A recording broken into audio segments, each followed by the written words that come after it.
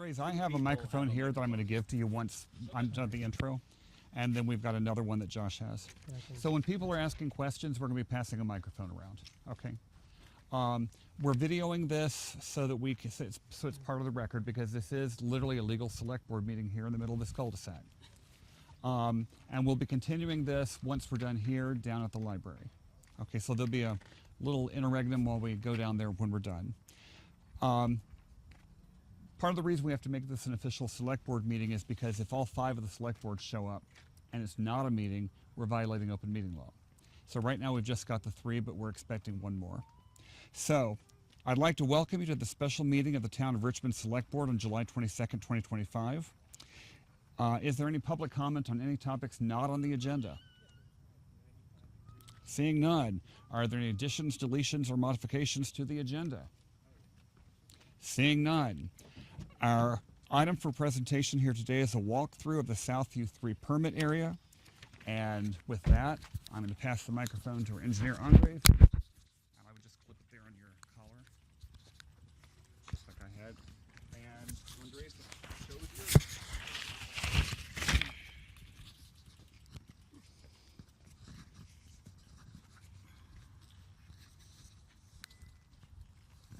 How's that? Can you? Yeah. Good. Yeah, speak loud into it, though. All right. Thanks, everybody, for coming. And again, my name's Andres Terizo with Watershed Consulting. For those of you who were not on the last meeting, I guess I defer to you guys. Do you think it would be good to give everybody just a quick run through the program, kind of where we're at, why we're doing this, right? So 3-acre rule. This is a state rule related to Act 64 for Lake Champlain phosphorus control. So the permit, this act basically required over 700 properties like yourselves to get this permit through the state to control stormwater runoff, to basically upgrade the stormwater systems. So, you know, through that, basically, we've been hired by the town to basically just complete, at this point, an initial phase of work to basically go through the whole process of trying to figure out the best solution for you all to meet this rule, most cost-effective way to do it, thinking about upfront costs, but also just long-term maintenance costs. Also, things like just impacts to your properties, aesthetics, that type of thing. The rule requires essentially, wouldn't require full compliance. Like if you were to basically start from scratch and build this development now, you would need to meet state stormwater rules, but you wouldn't necessarily need to meet the rules that we're trying to meet. This is like it's a best fit, so it's kind of part way there, so the state gives you a break, but unfortunately the rules are still pretty onerous in terms of the requirements, especially if you're in a development like this. And I have some slides back in the office which I can present to you guys, but I can just explain why it's especially challenging here. You have steep slopes, you're obviously very constrained. There isn't just a lot of space to do anything, and there isn't, you know, on some sites there'd be like one property at the bottom where you could direct all the runoff and you could be done, but that doesn't exist here. And so we're really just trying to work with, you know, everything that you have in place already, work around that, and really try to work with the soil conditions that we have. And I think I've said this on the last 2 meetings I was at, but really the soil up on top here is actually pretty good. It's pretty well draining, and it's really the cheapest, hands down the cheapest option for you to do basically like practices which basically leach that water into that sand, rather than trying to filter it or put it into a pond or anything like that. So that's really why we kind of are recommending to you this concept of these 4 different underground chamber systems. Number 1, they will get the water into the ground. You know, they'll work well even in the winter when the ground is frozen, so you won't, you know, have ponding water all over the surface. You won't see them, and they're relatively easy to maintain, and they're relatively cost effective. And I know everybody's super concerned about costs, and I apologize for that, but you know,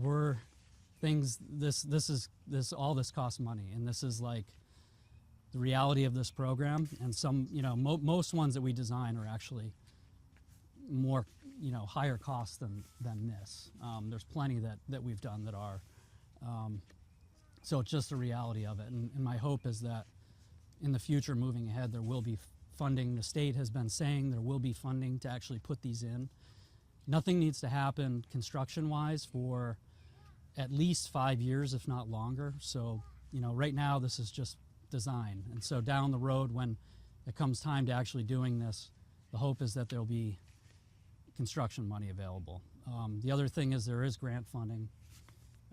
We just are working with the town of Shelburne right now that got a grant for $350,000 to basically do this same thing through the Lake Champlain Basin program.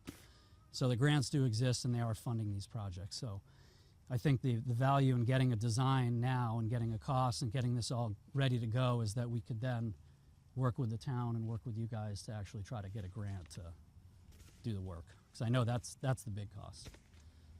So any questions on that? Or so just looking at some specifics, I think probably the best thing to do, and I'm going to recruit somebody to hold my sheet because I should have brought a foam board. Thank you. I get to hide. So we're at the cul-de-sac right here. So we're looking at these 4 different areas right here. So I think probably the one that makes the most sense to walk to first is the chamber one, which is right down the road here. So we'll take a look at that. And just want everybody to be mindful that the design is a process. You have to start somewhere. This is not final. This is something to get the feedback, to talk about, to do what we're doing now. But you know, we had to start somewhere. So it's not it's not set in stone by any means.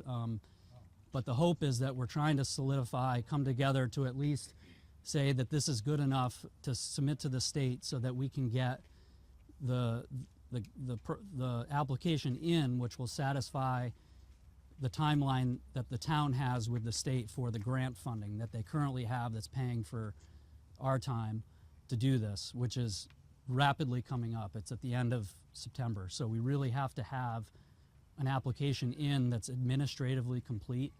And once that's in, there can still be time to make adjustments to the design after that, because it will then go to a technical review, and that's going to take probably 8 months.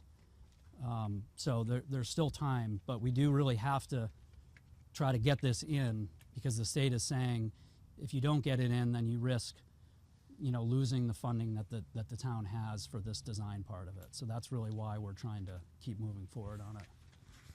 Roger Nack, question, do these have to be on an area? Roger Nack, do these have to be in an area where there's the impervious surface? Why can't they be down the hills? You know, why can't they be in areas that don't impact anybody directly? But yeah. And then the follow up on that is there's a lot of hill between here and everywhere else. Isn't it all draining into the ground through that space? So both really good questions. So I have some slides where we've kind of looked at this and went away from that for a reason. The biggest reason is down at the hill, there's other things like natural resources, mapped wetlands, mapped streams. If you look at a map, and I have this in the presentation, there's basically these 2 streams that come through here that come down towards the highway. And the first question when I got involved in was, why couldn't we just do a big pond down there? It's because it's all natural resources. It's off limits. The state will not let us do that. The other really good reason is by the time you get down to the hill, the collection area gets huge. It gets way bigger than it is. And the best way to save money is try to just manage only what you need to and nothing more. You don't want to be collecting the hill between the homes and, you know, wherever the practice is down there, because it's going to get massive and you're going to end up with a lot of costs that way. So, you know, for those reasons we didn't. A third reason is the soils are poor. And so, again, you're looking at really big structures that are going to be, in the end, more expensive for you guys. Are you ready to? Oh, yeah, sure. Thanks. Oh, right. Unless I'm mistaken, I believe the neighborhood submitted some questions ahead of time. And so my question now may be for the board or for you. Did that happen? I didn't see any Neither one of us questions. recalls getting that list. Do you all know what I'm talking about? Paige Coletta and Pretty sure I Sarah saw it on both email. shared Yeah. a list Yeah. of questions Yeah. ahead of time So, that you were copied on, Josh, I believe. so I guess my next question's not really. Bring it up when we get down to the town hall. then. Okay. Yeah, that was my Okay. question, really. Yeah. Thank you. Yeah. Sally Pitt. I live at the end of the other cul-de-sac, and my driveway is super short, and we've lived here since '93, and we were here for Irene. At the end of the cul-de-sac, maybe 200 feet, 300 feet, is the hill. And all of that water from Hurricane Irene, we never flooded. We never had any impact of water building up in our cul-de-sac. It was filtered through the sand. We live on a sand bed. I'm a gardener, I know. And I don't understand why. Oh, one more point is that all the snow on the extension gets piled up at the end of our cul-de-sac. And I've had kids making snow tunnels 10 feet high or more. That's the amount of snow that builds up at the end of our cul-de-sac. I don't know if the reservoir is going to be able to handle that much water that frankly is pushed down by the town with things like salt, gravel, sand. I don't understand why we need to have a reservoir at the end of that cul-de-sac when water is absorbed and goes down the hill and past the interstate to get to an area that is not the the part that floods always in the town on Route 2. I don't understand why we have to have a Yep. So I'll try to answer. I think there's a lot of questions in there that I heard, right? So one of them being flooding, right? So just to make sure everybody understands, the state, this is not to mitigate flooding. This is a water quality type thing. So what we're looking at are the small storms. We're not looking at managing the Irene storms.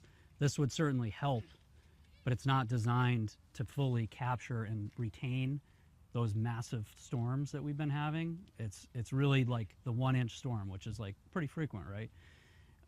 So that's just one thing. So the second thing is it would actually be really effective at helping actually bring that snow melt into the ground. The nice thing about these is that there would be inlets when you have like those rain on snow or like melt when the ground's still frozen, probably the only time when you get a lot of puddling.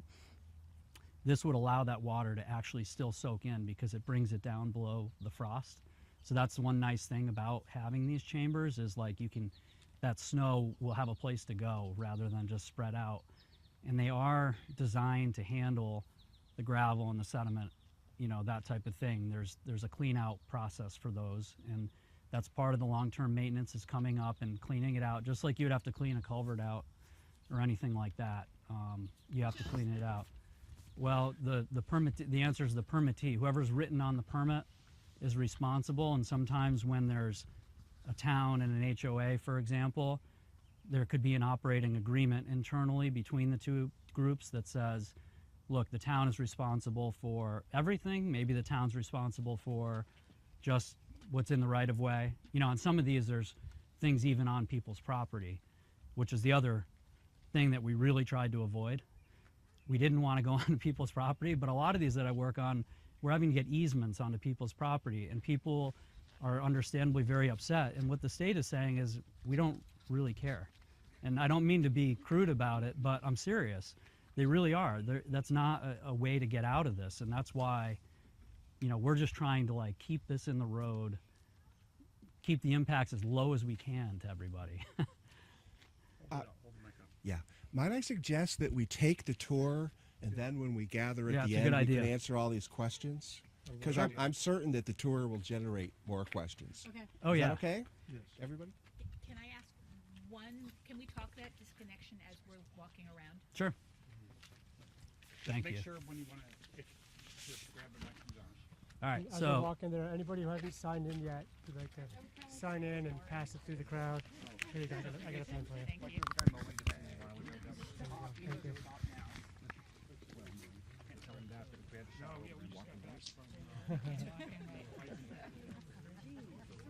We can also pass around when we stop. Maybe that's going to be easier. Please say so, and we can use this to help make Andres more audible.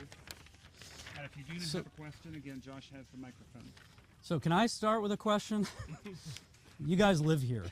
Can you please explain how this is functioning in a heavy rain? Because, you know, you have a culvert right here, right? And there's a culvert right across the road, but there's essentially no outlets. You know, it looks like basically what happens in what I'm seeing is maybe it floods all the way up and then eventually kind of floods over people's lawn. Does it just go away? Does it just dissipate?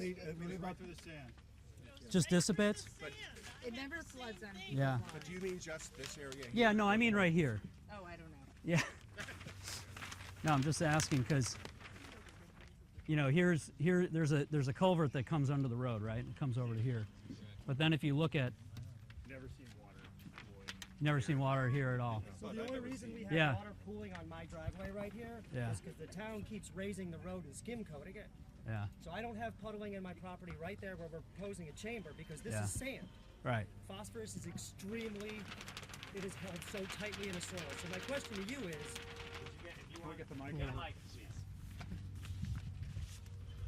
Matt Leonetti, Richmond resident. So my question is, if phosphorus is extremely held tightly into a soil, did you do any runoff studies during a storm event to prove that we're solving phosphorus issues? Soils don't give up phosphorus very easy. So were there any studies? Have you been out here during a rainstorm or a rain event to actually see water puddling? Because it doesn't puddle here. I've lived here for 14 years. There's Right. no water puddling here. Right.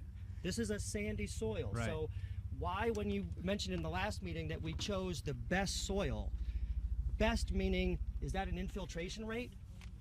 And if so, why wouldn't you put a chamber in an area that has the worst infiltration rate to allow water to permeate that space and not an area that it permeates already on its own? Well, the answer is you can't. The state wouldn't allow that. You have to. You have to, when you design one of these chambers, you have to prove to the state that you actually have well-draining soil. So we have one They don't- chamber right here that's draining Right. literally my property. Right. That's it.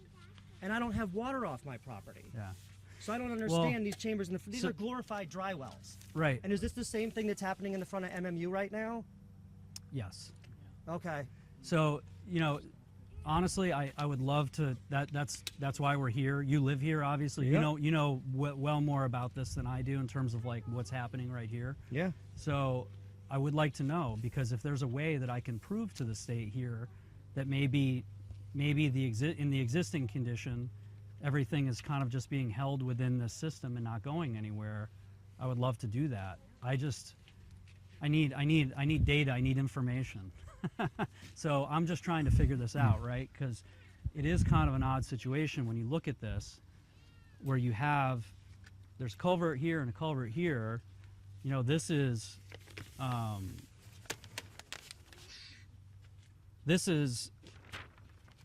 a little bit higher than that. So the water in that culvert goes this way, just barely. Sure. Yeah, But then when it enters into here, you know, it connects to this swale that goes up onto the driveway, but that looks like it's coming actually towards the culvert. So it's kind of just this it's like an island in here where the water is not escaping.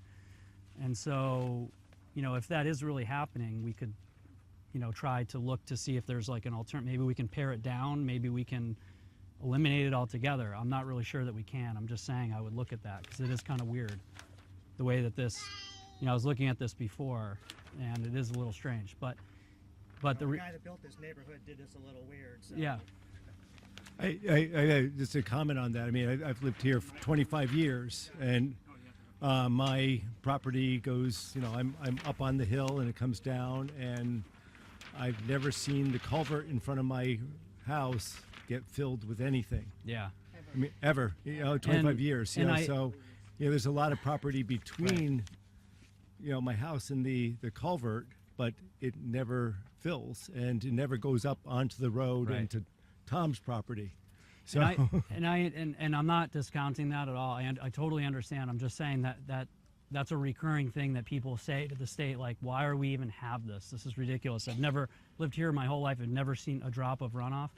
But unfortunately, it doesn't get you out. There's no waiver for that. There's no way we can really apply unless we have a real good technical reason why, like the water's just going into a bowl, that we can just, you know what I'm saying? We can't just say that you've never seen it, because the state, the rules, they don't rely on sampling or gauging the water. They rely on on modeling tools that produces the runoff from simulating the amount of rainfall and the amount of impervious surface. And these are the rules that we're living with. So we have to work within those rules a little bit. yeah, I get what you're saying. I understand rules very Yeah. well, absolutely, and I you can't argue against the rules. Yeah. Rules may be very bad, and I think that's some of the Yeah. piece that this group's out here about. Even at the last select board meeting, there Yeah. were comments by the board saying, you know, this is ridiculous. Our own select board says this is bad. So yeah. I agree that this, I'm select board chair, I agree a lot of this doesn't make sense. Yeah. The state is making the Southview neighborhood and the town responsible for an overall water quality goal for the whole state. And they did this because there was an orphan permit here from decades ago. And that's the rhyme and reason of it, which isn't any. And I've gone and spoken directly to the Senate committee that's in charge of this, and the best they could do is tell the Agency of Natural Resources to come up with a guide to tell neighborhoods like yours how to cope. As Andres has said, basically, yeah, as Andres has said, we don't have to put spades in the ground for 5 years. We just have to submit a plan that checks a checkbox, and then the design can continue to evolve. Let me. with- Oh, sorry. Go ahead. I just want to say one of the things we're here for is to visit the sites and ask questions specific to the sites. Yeah. The questions about the overall plan, we really should save for down at the library. So, do you have a question about this? Well, Doug Thompson, and maybe we can speak to this after, but I heard you mention soil types and level of impervious surfaces. Yep. So what is the formula that says we need 4 chambers? Is there a formula, and what can we do as homeowners to get that formula, to adjust the formula to get us to maybe a cheaper cost or less chambers? Right. So there's no strict formula. There's a number of different formulas or approaches that go into that determination. You know, the soils are obviously not good everywhere. Mhm. The topography goes into it, not just the overall amount of impervious. You know, when you add it all up, it's a lot of hard surface, right? But it's spread out, obviously, and in some places it's more concentrated than others. So it's really like a site-specific kind of analysis, and this is this whole, what the state calls the engineering feasibility analysis, which I can describe in detail if you're interested. But it's really like, you know, getting it down to the minimum is really trying to focus on these areas where there is the good soil, which is like up here and at the end of the other turnaround. And that's one of the reasons why the other road, Joan, where we looked at it, we did our soils work, we discounted it because it's clay over there. And so you'd be looking at something 3 times as big with drains and a filter in the bottom, which is going to probably double the cost and the footprint. So it just doesn't make sense to do I guess what I'm looking for is just suggestions as homeowners, what can we do to maybe get to the next level down, right? Can we I don't know. I know there's talk of things like rain barrels and rain gardens. Like, are there things we can do to get the level of impervious surfaces down Yeah. so we can say we only need 3 chambers, or we move Right. it over here and it's cheaper? Right. So just really quick, because I know I guys want to keep moving, but that's one of the things that we looked at. The alternatives that we looked at was, what if everybody could do a rain garden, right? And then we could eliminate the need. There's a lot of unforeseen complications that go into that unfortunately the state program makes very complicated. I'll just give you an example.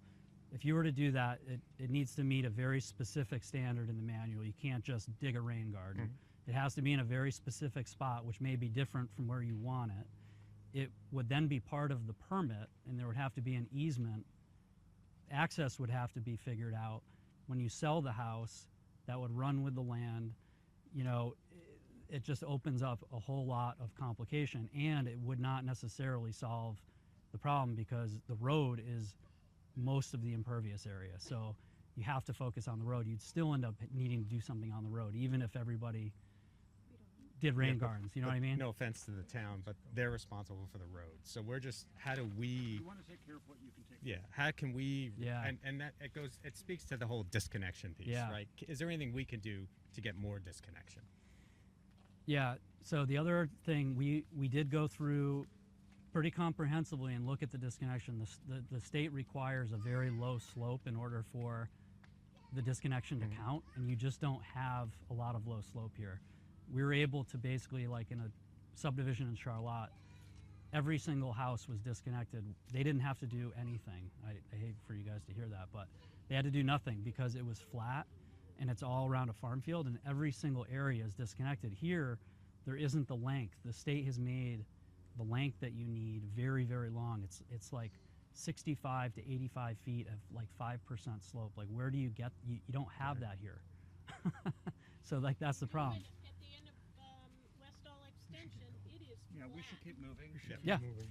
All right, so just really quickly here, just to show what we have. So the chamber would basically just be within the right-of-way in this green space right here. So explain the right of way to me, because how far are we going back into my property and how far are we going that way? Where are we starting? Because I don't have a map with scale. So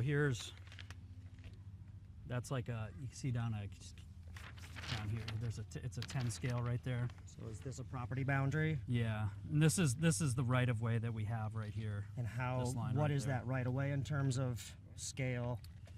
15 feet maybe. 20 feet, shown right there. Wow, that is a hell of a chamber. So one end of it's here, and then the other end of it is just past where the mowing, where the grass is growing up. Probably on the other side of that would be like the other end. Yeah, So it's halfway through his property too. right. So I mean, what you would see on the ground, obviously, when this would be constructed, there would be an excavator here. There would be a trench, right? They would put in the thing, and then you would see, there'd be a cast iron grate on either side, and the way we have it is there would be a connection to the inlet right on this side right here, right on the other side, to basically get the water that's coming that way into the chamber, and then when the chamber all floods up, it kind of goes back and it goes the way it's supposed to under the road. Are we going to have any devices in here that can actually tell us that this thing is actually functioning? Yeah, there's That like it's actually got water in it? yeah, there's like there's called an inspection port, and it's like a 6-inch cover on it, and you would pop it up and you put a stick in it, and you could see if there was water or sediment or anything in there.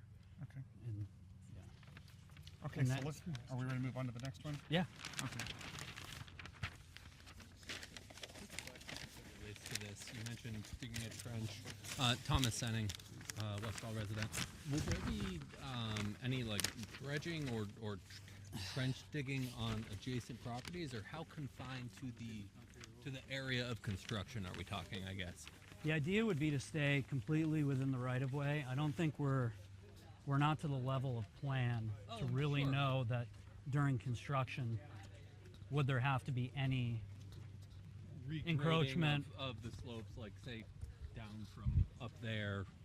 Yeah, I mean, it's up 200 yards up the road to down to here to make Yeah. sure that the water is flowing. right. I guess I'm just wondering, outside Right. of the chambers, Right. how far does the impacted area spread? Right. At this point, there's not much at all. It's just within the chambers, and then there's some piping and so I can describe it. The next one, the piping that goes into the chamber. Fantastic. Okay. Yeah. But yeah, I appreciate I mean, I always defer to homeowners. I'm not saying. I also have a degree in I know. soil, so that's why Yeah. I'm kind of curious Yeah. about so especially with phosphorus. Yeah. Like, this is why I don't understand this whole thing to Yeah. begin with. Yeah. Phosphorus is so tightly held into a soil, and stormwater doesn't take it out. It doesn't. So that's why I'm understanding how are you coming up with these models to tell me that we are I'm not. pushing stormwater? I'm not coming up with it. I know. So then I would ask you, do you feel that we're being pushed in a direction that makes absolutely no sense I think. based on phosphorus? Well, so the state. Let me just say this, right? The state's premise is that the phosphorus is not on a site like this. It's within the road sand and any other debris material which is collecting on the impervious surface and being washed off. It's very minor amount of phosphorus. Compared to everyone spreading Yes. shit in the fields down Yes. below, and Yes. it rains and it Yes. goes right in our river. Yes. But they're farmers, so they're Yeah. exempt. Yes. Yeah, That's right. That's right.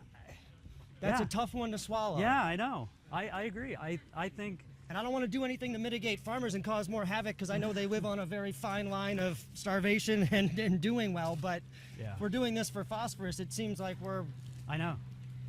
just Well- doing this to appease a few lawmakers that ram something through. And honestly, like this whole rule for this context, it's totally unfair. I'll be the first to tell you, man. Yeah, it's ridiculous. It's ridiculous. Like if I've got to pony out 20 grand, I want to fix a problem. I don't want to just. I know. I'll put up an extra chair on my front yard. We can sit know. and just stare at the chambers together. Yeah, sell some lemonade to make our 20 grand back. Right. Yeah. The disconnection in general? Like, Yeah. You mentioned 5%. Is it based on soil or is it just slope? It is based on soil. Hold on one And- second. Freeze. Yeah. You were asking where that water comes down. Yeah. That road, it comes down. Yeah. It comes right here. Comes over to here. It goes right down the grass. Oh yeah, right down there. It goes down over the embankment. Okay. All right. Follows that Here. rock wall. Thank you. So that's the only water that I've ever seen. Yeah. I've been here 20 years. Yeah, right there. Yeah. Just comes right down and just right this way. Okay. You have still a question? Go ahead. Thanks. Yeah. Hold it up to your mouth. Yeah, I mean, as we're going through, could you explain the disconnection a little more? Because I think I think that will probably be covered a little more in the meeting later, but I think initially, a long time ago, you had mentioned that perhaps you're going to go to every property. And one, did you go to every property and actually look at the properties? Because I know my property is very flat in the backyard. Like, it's completely flat. Yep. And only part of my property is disconnected. Yep. And so I'd love to know exactly what the calculation was for why only part of my property is disconnected. Like why my driveway is, why the front slope of my roof is, but the back slope isn't, where Right. it's all really flat. So answer your question, we did go to all the properties. We didn't, in some cases go snooping behind people's backyards or anything. We looked at, But why not? well, I mean, because if that makes a big determination as to whether or not part of my property is disconnected, which then could bring down the overall numbers. Yeah. Wouldn't it make sense to check everything out? yeah, it's honestly, it's a pretty small amount. But even a small amount, if we could reduce it from 4 chambers to 3 chambers Yeah, and that- save everyone money, wouldn't that be a benefit to everyone? Send Josh a note. Well, I And- mean, No, in but- terms of where you are, just so well, I can I'm look at the at end of Westall. You guys, No, I know, like but you I'm were just saying like there, your number. yeah, 358 right at the end. Yeah. But like just in general, it's like not just my property. I mean, every property I'm sure might benefit from a more thorough examination. And I thought you guys had promised that you would do that to begin with, and I'm just curious as to if it's just like a LiDAR or whatever that So was I guess- used to determine it. Yeah, so I was saying that we did actually do a very comprehensive analysis. But you didn't go to like my backyard. Well, I'm not really sure that that's the case. We may have, and sometimes, it's not just the slope, but there are things like where your rooftop is connected. Do you know how your rooftop is connected? I Like don't. where your downspouts go? No. Yeah, so sometimes, even though you might have a flat spot, But, I'm just I mean, explaining, you yeah. might have, your roof might go into a pipe, and that Okay. pipe might take the water somewhere else. And if you're in a case like that, you might not get that disconnection. So that happens actually quite a bit. Right. Okay. Okay, so Yeah. we're here at the next Yeah. site? Yeah. Okay. So if you have questions about the specific site here, Andres is prepared to answer them. If it's questions about the project in general, let's try to save those for down at the library.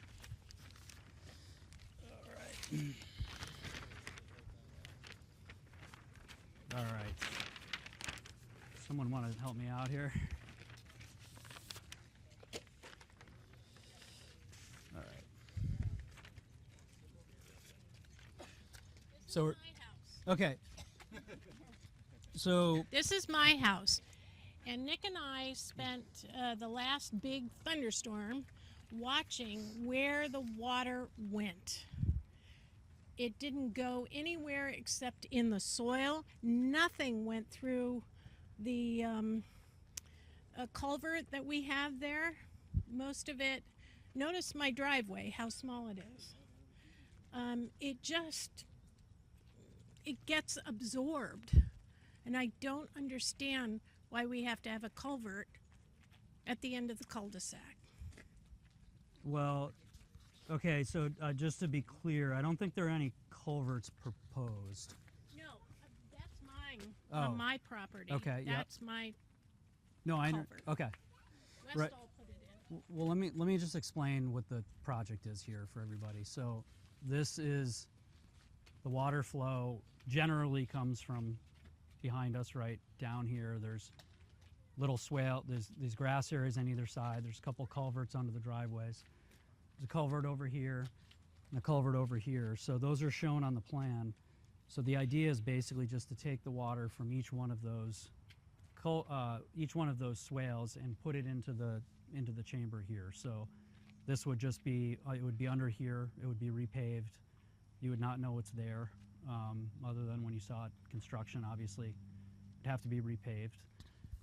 There would have to be a pipe that would be connecting from here to here, but other than that, there's no impact at all. Basically, if it were to fill up, the water just would kind of come out of the catch basin and just continue on its way. So you would see even less water after it's done, on either side. Right, but there would be visible grates on the ground, which is not a big thing, but they would be there. Correct. There would be a grate, in this design, the grates are shown basically just below actually each driveway culvert. So like right over here in the bottom of the grass swale, there'd be a grate, and then over here on that side and that one, there'd be a grate, and they would come together under here. So essentially all the water flow that's coming down the road from the intersection would be caught up in this chamber and just go into the sand. I'm sorry to be so vocal, but I've got utilities here. Yep. Okay, and that's not 20 feet. That tree isn't 20 feet. I don't know, and I don't know what you're going to do with that. If you put the culvert here, where would you put it? Or chamber, I'm sorry, chamber.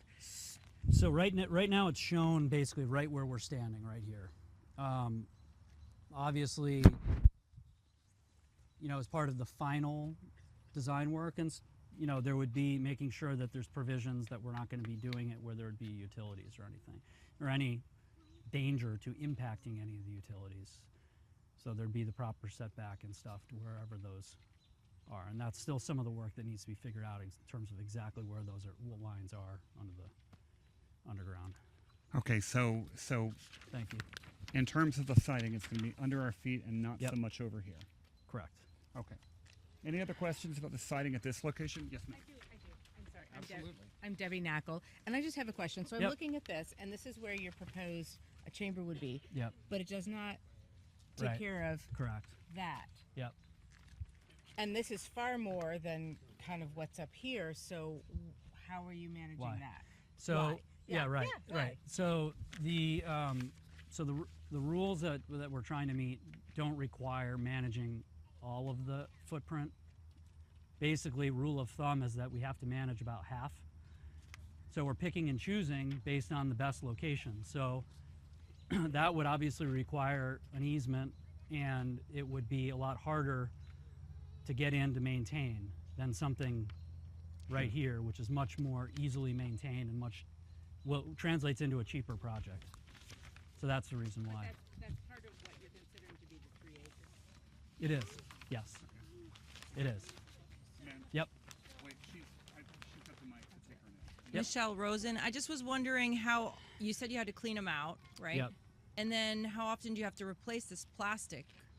So the state kind of specifies design life for various projects, right? So like this, they would say 30 years or whatever. Obviously the plastic is not going to degrade within that time.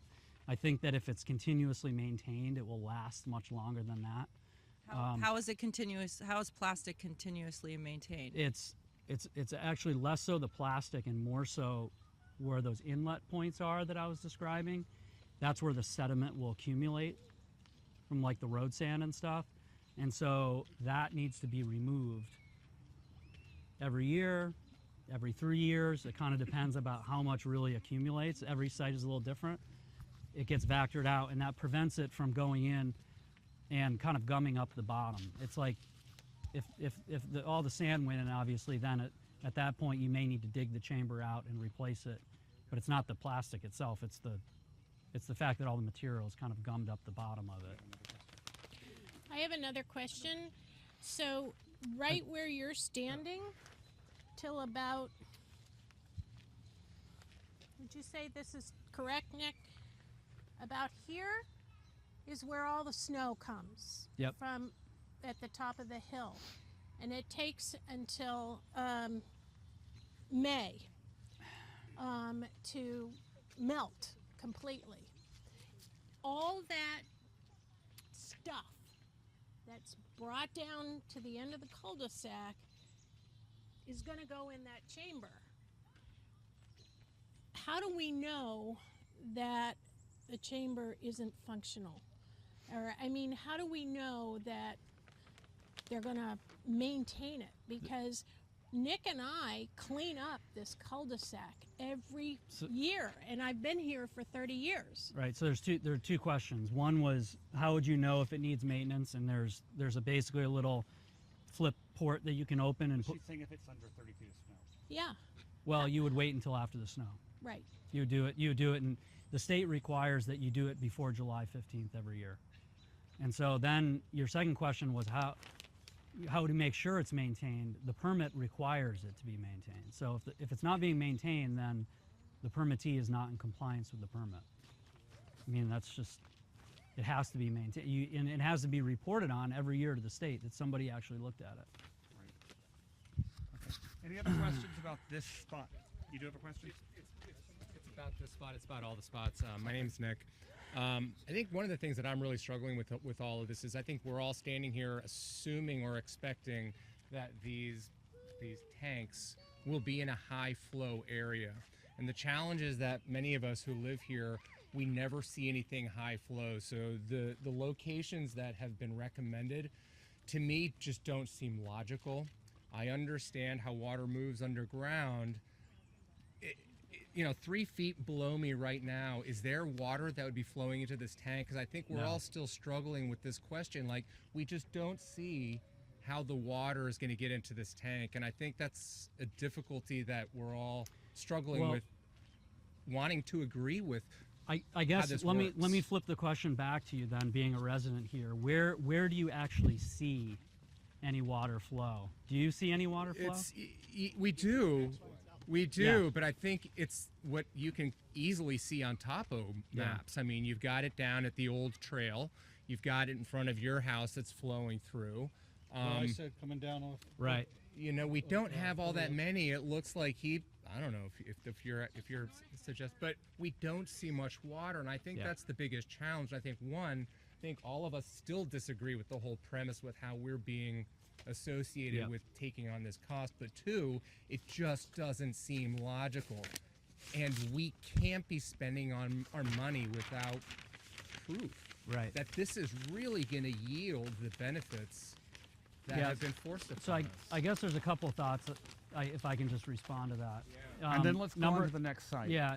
First of all, there's a couple spots where I would have looked at doing something. You know, coming up the road, for example, there's a couple areas where you could tell there's probably a lot more water flow than here, right? Hey, we're going to take one last question here, and then we're going to move on to the next spot. Okay. Yeah, I was. Oh, I'm sorry. But that's okay. I just to quickly hemmed in with some of the other, like that one site that I was just explaining. We can look at. There's a stream buffer. You're regulated under Act 250. You can't do anything in the stream buffer. There's a lot of other complications that preclude sometimes the most logical, ideal solutions, really. And I totally believe you when you say you don't see the water, but at the same time, I can see what's happening here. I've done this for 20 years, and I understand what's going on. And we're not trying to manage these flood flows. We're trying to manage when the water's flowing like this, just percolating off the road. It's not. You got to suspend a little bit of logical thought here. Yeah, it's kind of a related question. I mean, it's more. Sorry, I'm a little annoyed in general that you're asking us now what our observations are after you've already made the plan. I'm just like, why didn't you ask us before and get some input before you made the plan? So I think, I don't know if you were here when I started the conversation, but what I was saying is you really do have to start somewhere, right? And so these are progress plans. These are not final designs. Right? I know, but I mean, couldn't you have started by asking us before investing your time and, you know, all your engineering prowess to like make these plans? Like, wouldn't it have been nice to get community input first? Were you, I'm not sure if you were there were two other community meetings when we went through all the chambers. Okay. I'm just saying. So these are all valid questions, Yeah. but these aren't about the specific site. Right. We need to keep moving. Okay. And then we'll take all the questions you want down at the library. Yeah. Thank you all for your patience. We appreciate it. Yeah. Debbie was Oh, I asking know. about the chamber. Totally. This chamber originally stayed in the driveway. Yeah. And it's been moved to, okay, that makes sense. Is the rest water? It's the one that When you were showing the location, I was like, that's not what I was. So guys, listen, honestly, you just have to, you got to understand that this is like a normal process. Oh, this is I mean, fine. I understand you guys are Keeps upset. me out of the- I mean, I out of do. the house. I would Not be with so you. pissed. Not with you. I would be so It's the pissed. state. I understand, and I'm not. I hope it's for good reason. I'm just saying, No, like, I we have. had my high school reunion this I past get week. what you're saying, but like at the same time, That'll do it, huh?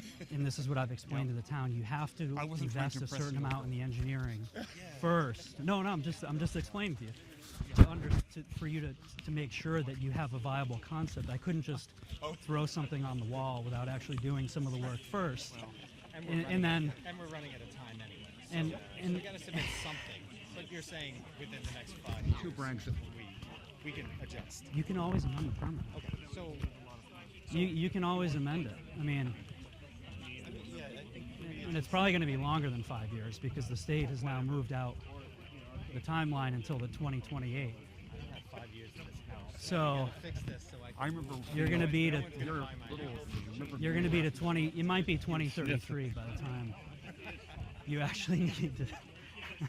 Pushing a walk. But You're pushing me. Pushing you in a wheelchair. Yeah, I think the overall thing is that generally people feel like throwing some sort of money at it. We'd love to remedy some kind of problem. You know, it's But we're not. it's We frustrating. know we're not really doing all the. I know it's frustrating just to like let's resolve the number. It's a game, so let's figure out how to work the game in our favor. yeah, So I know what you said about disconnected areas. yeah, Driveway? yeah, And I'm not in the business of Yeah. adding some back in, but like this road yeah. is disconnected. It's too steep. It's too steep, so that becomes disconnected. No, it's in order to classify it as disconnected, it needs to be like 5%. No, this is classified. Look at your map. Oh, right here. Yeah, right here. Maybe, well, maybe it's a mistake. I gotta look at it. Yeah. How the classification is. My house, I get that my driveway is too shorten speed. To, Yeah. You know, get away from that. Yeah. But like similar to what Noah was saying, just gutters lead to perennial garden beds that are pretty well set back from the Yeah. road. They're like 75% of my roof. Yeah. I don't know. It just doesn't. I mean, yeah, I can, if there's something specific, we can always take a look again in certain areas. I mean, we were kind of trying to cover a lot of ground quickly. And the disconnection is, it helps, but it's not going to be enough, I don't think, to eliminate one entirely. It may help a little bit, but, you know, it's just, yeah. I have very much appreciated your professionalism and your approach to this. Yeah. As I've attended, I think all of these meetings. Thanks, I appreciate that. You've been on Zoom. And Yeah. You've been good. So I know that, Yeah. especially that last meeting, you got some. Yeah. I'm on board with you guys. Like you know what I mean? I really do believe that this is probably your best route. There's like a million different ways to do this, but yeah. Huh? I'm the guy on the Zoom call that was a pain in the butt. Oh yeah, the wall. Yep. Right here, you're saying. Okay. So, yeah. Whoa. Okay, yeah. I'm Tom Walters, live here 21 years. Yeah. And right. I think I left the impression at the Yeah. meeting that I wanted my erosion problems fixed. Right. That wasn't it. What I was trying to get across is just the Yeah. amount of water that comes Yeah. through here Yeah. and goes directly into that brook. Right. Right. Well, I mean, how would you feel about putting the chamber here instead? I don't want to spend 20 grand Yeah. to do nothing. Yeah. If it solves a problem, I'd feel better about it. But Yeah. And I guess one of the things that we heard early on. Yep. She lives Sorry. there too. One of the things we heard early on in this process was that there's no guarantee that the state won't come back in 10 years and say that what we've done now isn't enough. So if we're going to do this, I think we're agreed Yeah. that we'd like to do it as inexpensively and effectively as possible. Right.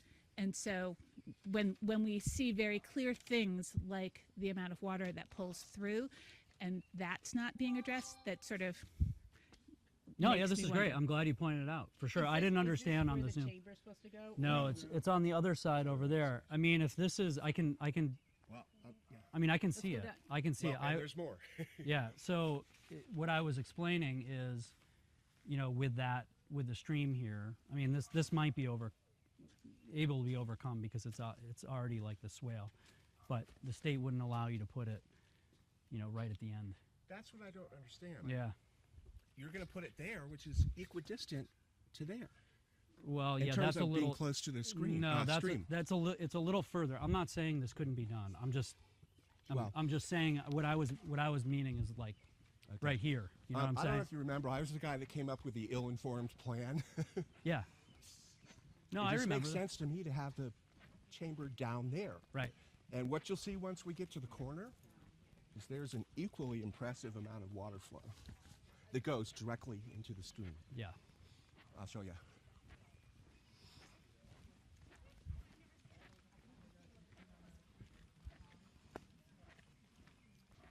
So right here. Yeah, right at the corner right here. So I'm Tom, by the way. Right. Like I said, I've been here 21 years. So where is this coming from? Right across the road? It's coming from Does it up sheet flow there. down the road? It's coming from up Joan. Right. It's coming from up here. We walked by it, but there's a place right there where Yeah. for 21 years, about every 2 years, the town dumps rocks. Yeah, Right. that's true. That's true Because of the water erosion. erodes. So a Right. tremendous amount of water hits this corner. Right. You can see I've put up a berm. Yeah. Doesn't help because it goes right through. Yeah. Comes down right there. When we moved in, Yeah. this was about here. Right. A tremendous amount of water comes Right. down here. That's why I said at the last meeting, Right. I don't think, where's Mr. Word? I don't know how it makes sense to put it over there. Yeah, I mean the thought process was not knowing the history here, not knowing the history here, which Well, is that's what I was trying good. to tell you at the meeting. Yeah, no, well that's good. I mean this is why we're here, right? To look at this. What I'm saying is, this taken alone the drainage area doesn't look that big. You know, obviously, like when there's a storm, the water flow is coming overland. It's probably coming places where it shouldn't. It's coming over the, you know, down. You're saying it's coming down that road And that road. and there, this road. right? Yeah, right. So And it's coming that overland. road is not part of the 3 acre, and a lot of water comes down there. Right. Well, it is up to the, yeah. There's There's first one Right, property, right, one property, right. and then the rest is uphill, Right. and So- it all comes down. What about the chamber over there by the speed limit sign? What do you mean? That's the other chamber down there. No, right there by the. Yeah. See where it says speed limit 25? Yeah. Do what with it? Put it there? Yeah. Let's go. We can go look at it. I can't really tell right here, but Okay, but right now it's planned to be where? Right where we're standing? so it's over here. Okay. Which Yeah. is one property. Right. Well, The it's Warners. it's actually not just one property. It's there's a there's a culvert under the road here, and so the hill over here up to the top of the hill and the property up on the left right there drains into the channel right there by the mailbox, and you can see it comes into this culvert right here. Correct me if I'm wrong, Mike. Does water ever come through here? No, it never comes through here. I think it's plugged, actually. I do too. I do too. Well, But it But doesn't fill on it shouldn't the be. other side, yeah. It shouldn't be. But no, it does. This is not a water flow. Well, it my culvert in front of my driveway is full as well because there's no water. yeah. It's So we're going by we're going by survey, the actual elevation, water flow. I'm just saying water does flow from high to low. It flows. It should be flowing this way. I'm not disputing what you're saying, if it's plugged or whatever, but that's why the basis was, the water. Yes. Okay. And I understand the Yeah. comment you made earlier about, when we were down on the Westall extension, that Yeah. water is just kind of trickling off the edges, right? And Right. it's not necessarily flowing. But again, I live in the house up on the hill over there, and we don't have water going through our culvert ever. Ever. Water from your driveway makes it all the way down here. Did you know that? Down the driveway? Yeah, It comes yeah. right down the middle of the Yeah. But there's never water in the culvert. Never. So can I ask Yep. here? Yep. If you were gonna put it here, Yep. what would it look Right. like? So it would basically just be within this green little swale right here, down to just past between the first and second apple trees, essentially, within this area right here. So that means that it would also be taking out the tree that presumably helps to absorb. I mean, that would have to be figured out if it could be, it might be able to kept tight enough to the road to where maybe you wouldn't need to do that. I mean, right now it's kind of shown, it's not shown on top of the tree or really super close to the tree, so there may be a way to work around that. We would just have to see, but essentially it'd just be like, within this green space right here. So there would be, an inlet catch basin right here. And so the water flow coming down here and under here would flow this way. And then if it were to be full, essentially the water would just continue down towards the stream. So all you would see is basically a little catch basin right here. And if you had to impact the wall, that would be replaced and all the landscaping would be redone? Yes.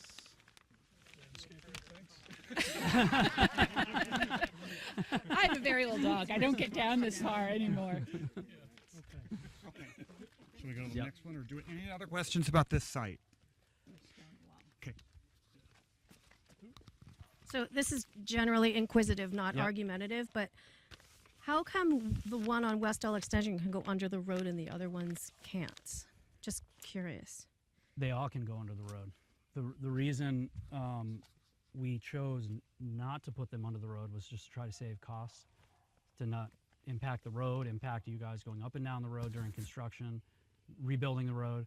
Down there with the power that was there that we saw, I didn't see an easy way to put it outside the road. That's why these could all be under the road. It would just be, there'd be a cost, higher cost. Okay, so let's go down the fourth site so we can head on down to the library. It's not too far, right? By the way, there's a fair amount of erosion here, too. Yeah, yeah, I see that, yeah. And that's where I thought it made sense for the chamber. It's even further from the stream. Yeah. I don't know the soil type. Yeah, right.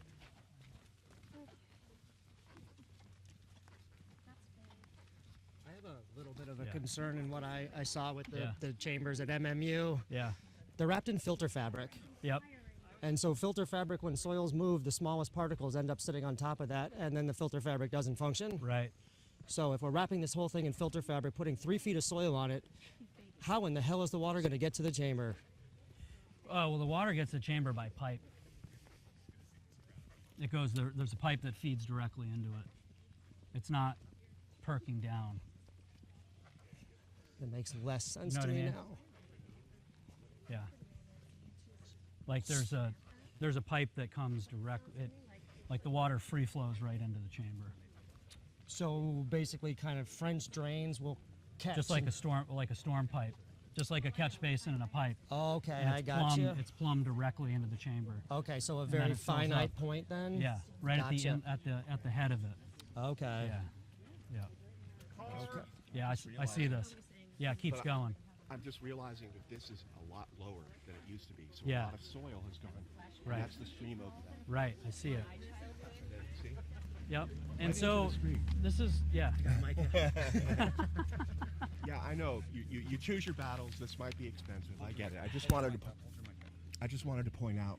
It's not even that it's expensive. This is going to sound crazy, but under Act 250, this is in the river corridor, right? But that This- one up there is not. Well, It's so this, close up there. I know, but this is right adjacent to the stream. So's that one though. Which one? The one with the apple The tree? one- yeah. No, it's different. I can. That's farther away than that one. I mean, I've been here 21 years. Yeah. I used Well, to know this, but Yeah, I mean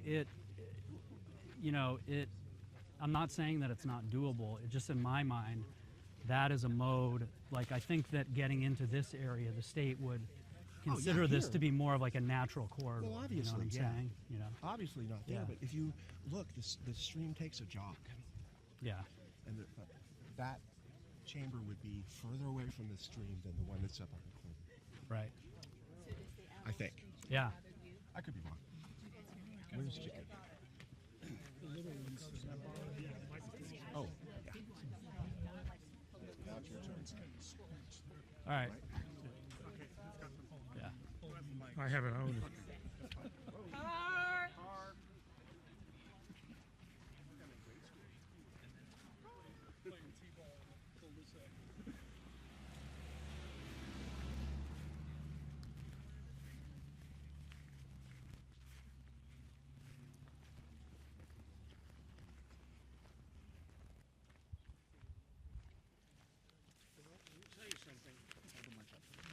Anybody who has any questions about where the water went, right here.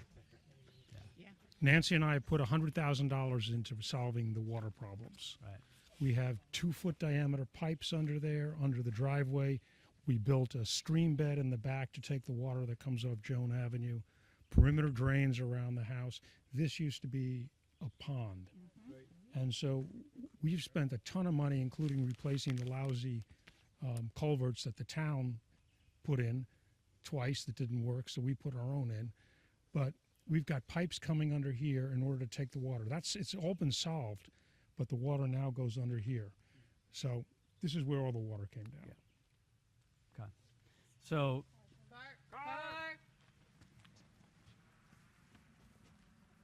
Just tell them we're doing trick or treat early.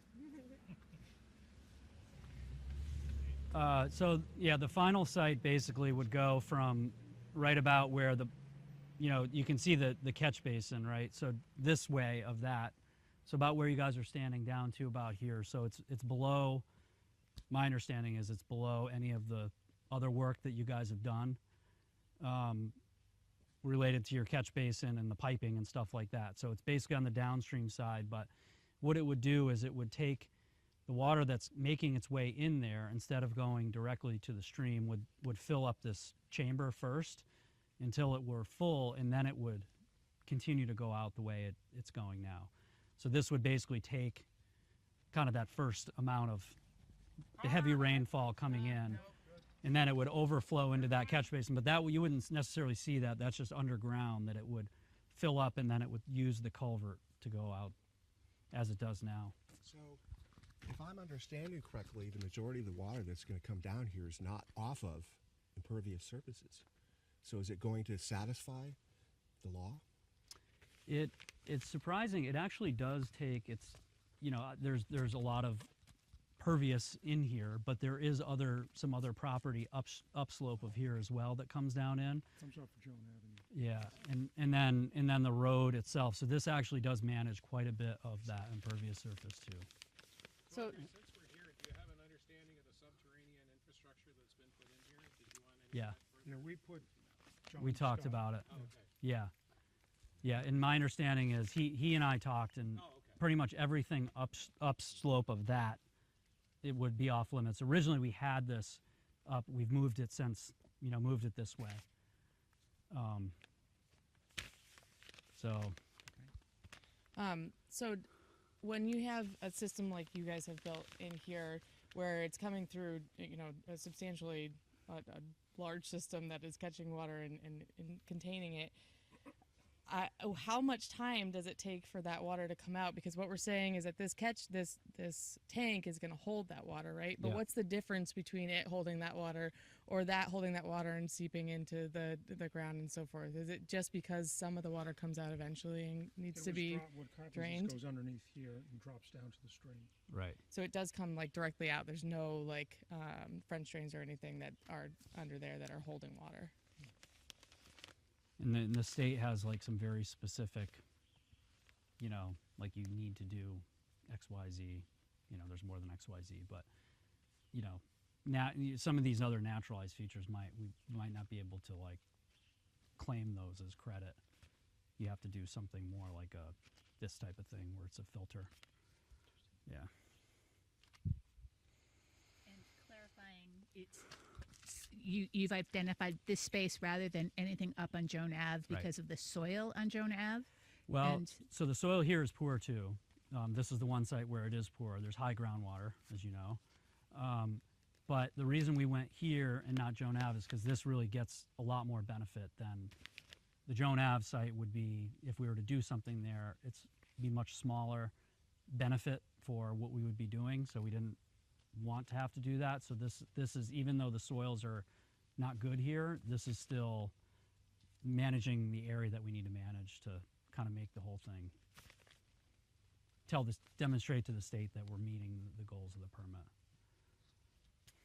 Okay. Any other questions about this site? Okay, then we are going to recess. Nope. We're going to recess, go back to our cars. Some of you may come down to the library. Some of you, if you aren't coming down, the meeting at the library will be available on the town website. Recording in progress. So welcome back. We are resuming the special select board meeting of July 22nd, 2025. The meeting is being held at the Richmond Free Library as a follow-up to the Southview walkthrough. And the agenda is to review the walkthrough, then consideration of approving the engineering plan, then discussion of next steps for completing the notice of intent. So the review of the walkthrough, are we going to start with Andres or start with questions? Do you have He has a presentation. Okay, Andres has a question he'd like to share. Yeah. So, and Josh is going to show it, so I think we will go ahead and do that.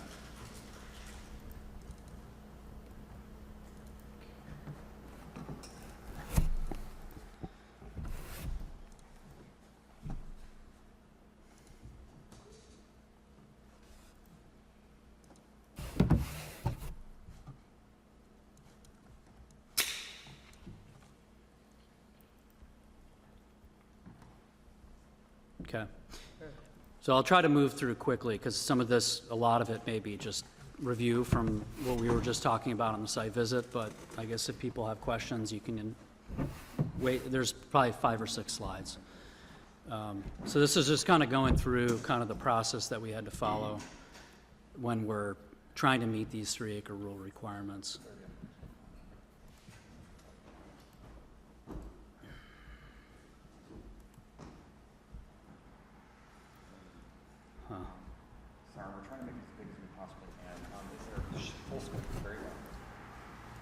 There you go. Well, I can't get it to focus. that's fine.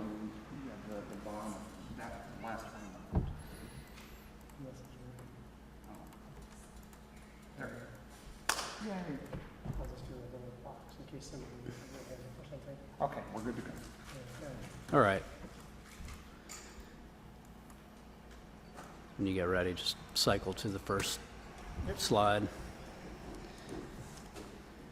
All right, so there, yeah, you're gonna have a hard time reading this, but I can just, we don't need to go into detail. I described this engineering feasibility analysis that we were required. So this is for any of these 3-acre sites. And so this is just, I have this up here just to kind of to try to communicate why sometimes it's challenging to find appropriate locations for practices. Basically, the state doesn't want us to have to purchase any off-site area. So that would meaning like purchase a piece of land outside of the Southview neighborhood in order to meet these rules. We don't need to, relocate utilities or affect parking lots or sidewalks or anything. That doesn't necessarily mean that we don't have to go underground. So that we can't just say, oh, we can't do anything on the surface, so we have to go underground. That's not what that means. It means a little more than that, actually impacting, like a parking lot some way permanently. Some of the other things, we don't have to pump any stormwater runoff, so we're not pumping anything, right? So the state's not going to make us pump anything. We don't want to do anything that's going to impact anybody's basement. So, that's why we do really careful soils investigations, why we had the soil boring rig up there last winter in order to drive the borings to understand the subsurface, to make sure that the subsurface is conducive for doing these types of practices.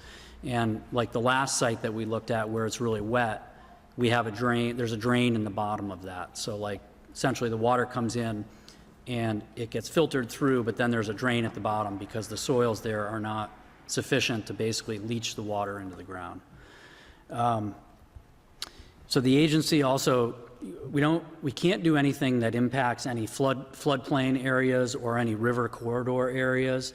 We also can't do anything historic, that would impact any historic preservation areas or prime ag areas. All this stuff comes up when you'll need to amend your Act 250 permit. So that's kind of down in the future. One of the next steps before you would actually construct any of this would be to file an amendment with Act 250. And Act 250 would go to each and every one of the state people, the streams people, the wetlands people, the historic preservation, and making sure that what we're proposing is not going to impact any of those criteria. So they look pretty closely at that. And then,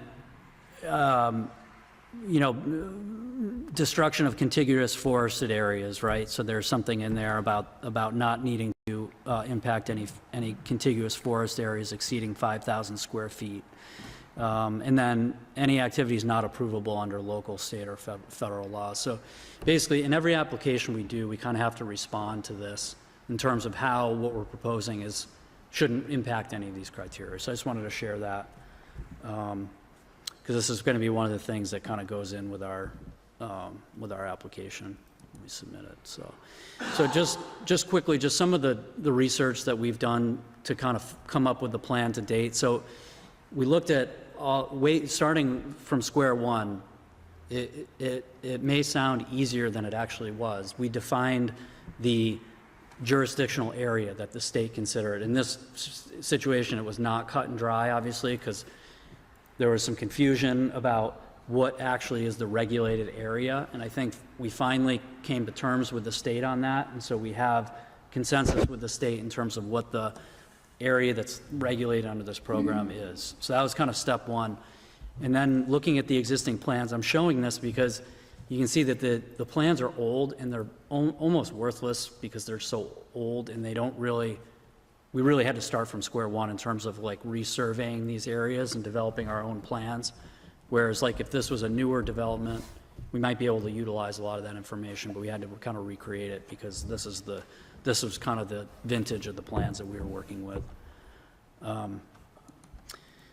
So we hired a utility locator. So in each one of these locations, we hired somebody that came out and actually used ground penetrating radar to understand where all the existing utilities are. So we're making sure that we're not impacting those.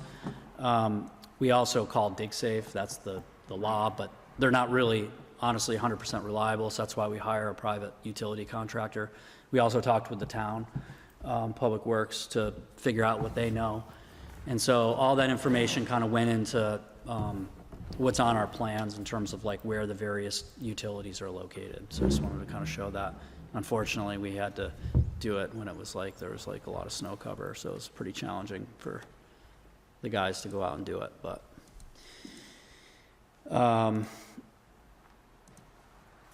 Next slide. So the soils investigation. So we actually did 2 different days of soil boring. So there was, you might have noticed, there was a rig that was on site. So we drove it's called a geoprobe rig, soil borings down in each one of these locations and characterize all the soil conditions there. And we did infiltration testing basically to define the rate of percolation through the soil. And this is all kind of the basis of design for what we've come up with. Understanding that the map on the left is basically like if you can pull that map directly from the Natural Resource Conservation Service where they have the map soil types, green being the best, and then yellow and red being not so good.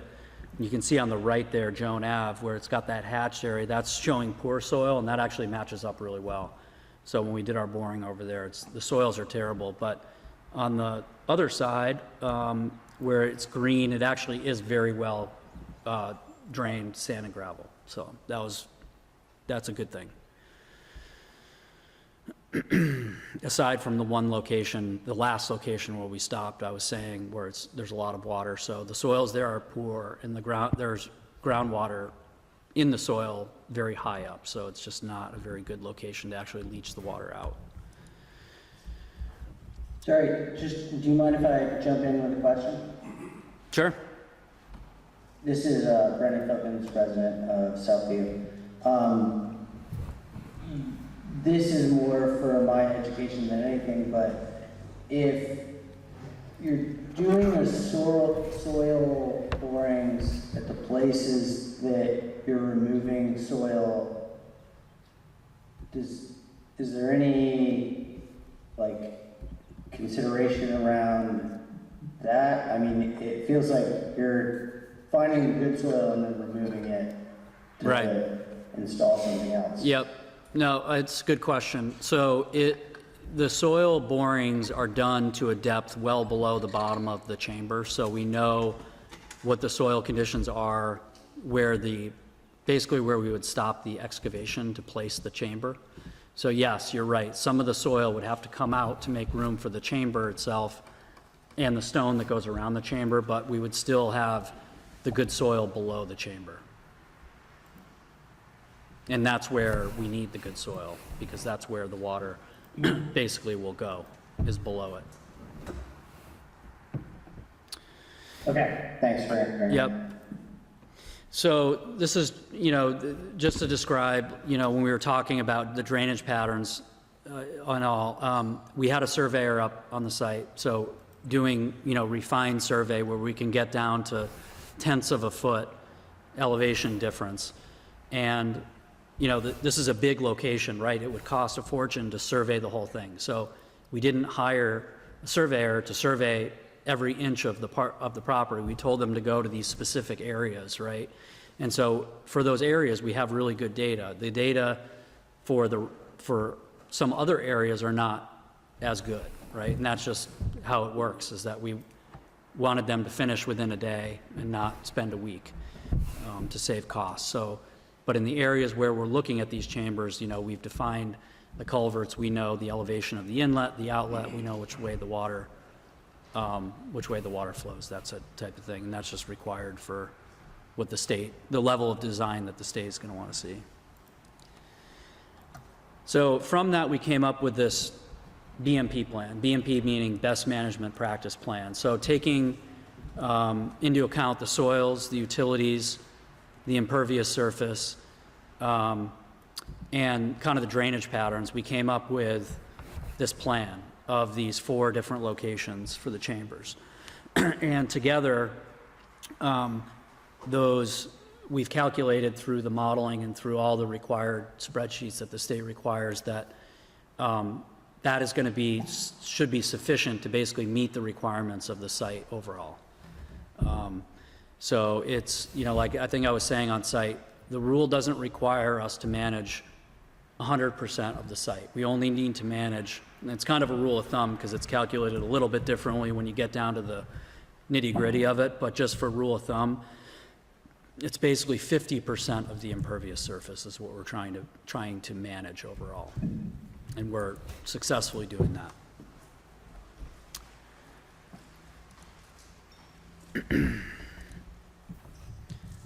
So somebody asked about photos. So this is a photo. This is actually at Jericho Elementary School last fall. We did some chambers there, and we did some smaller ones. This is like small as like 1 row or 2 rows, kind of like the scale that we're looking at for you guys. So this is kind of what it would look like. So there would be a trench that would be dug on the side of the road. There would be stone that's put down. There'd be fabric, and then these yellow chambers, and they come in pieces on a truck, and you get them dumped off, and then a guy goes in, or a team of guys, and they'll snap them together essentially. So once the hole is dug, they actually go in very easily. And you can see at the far end in the middle, they're connected, well, actually on the left too, they're connected to a concrete catch basin structure. So that would be like the catch basin, that would be how the water would get in. So there'd be a grate, metal grate right at the top, and the water would go in, and then it would basically go into that chamber row. And so that's what it looks like. And then on the right, once the chamber's set, basically the stone is backfilled all around it. And then after the stone is backfilled, then basically a layer of fabric, and then the soil goes on top, and then essentially you're restoring the site. So what you would be left with is that, basically the grate on the surface that you would see. And then also, I was mentioning an inspection port. There isn't one on this one, but we could have a little tube that would be right up in the grass where you could open it and put a stick in, and you basically get a stick all the way to the bottom, so you could know if there's sediment or water or anything in the bottom of the chamber.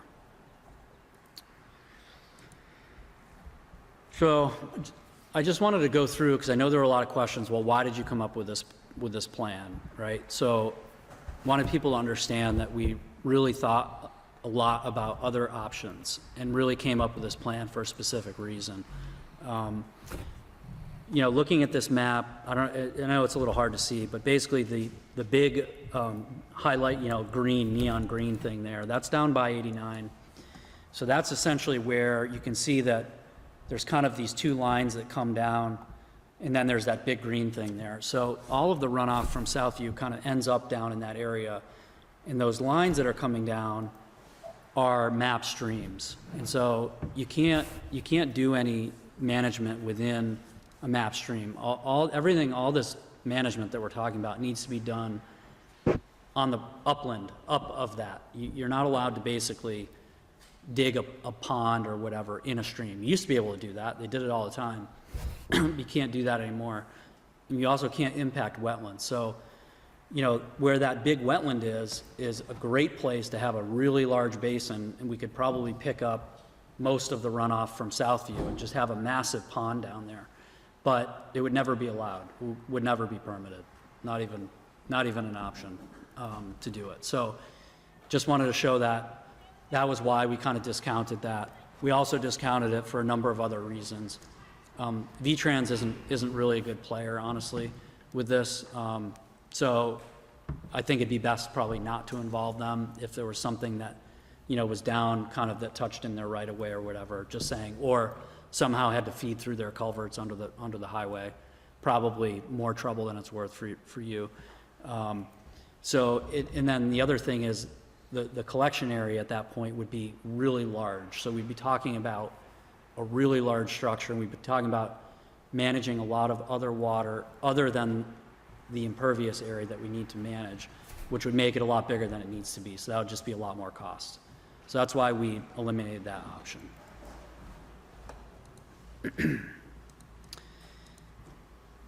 we kind of talked about this. I just wanted to share, we had a good dialogue about at the corner with the erosion, and we talked, I'm sorry, I'm forgetting Tom's name.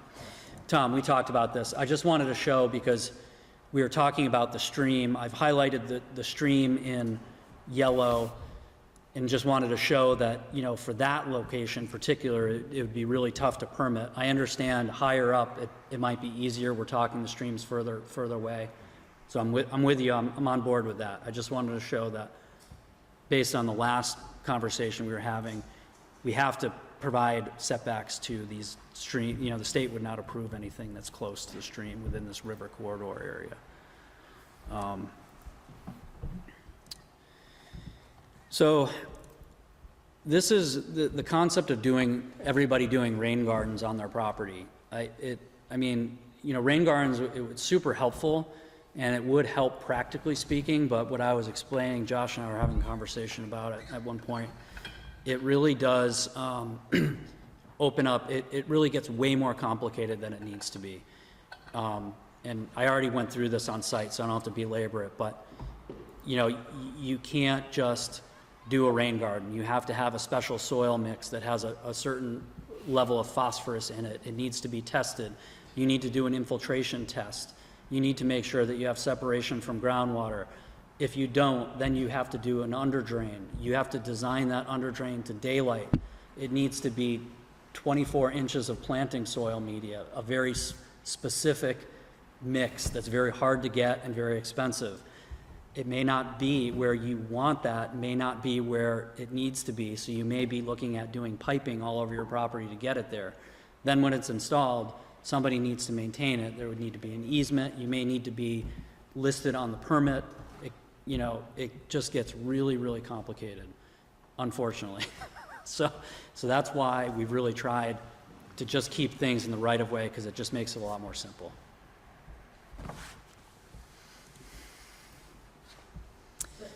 May I ask a question about that? Could you come up to the microphone? So just asking a question about disconnection, because several properties were identified as having disconnection. So does that then reduce the amount of water that we need to deal with the whole rest of the area? Yes. Okay. Passively, meaning it's just in the natural condition, we're saying it's meeting its standards, so there's really nothing that needs to be done there. It really just needs to be kept in that condition, the way the water's flowing, so there's no structures or anything that would need to be installed. And the grade of the area and the length required was why that was recognized. Right. Thank you. Yep. So, the other... Just a question about that. If the disconnection reduces the amount of impervious area that needs to be addressed, do we understand how that relates to the percentage that is the town road?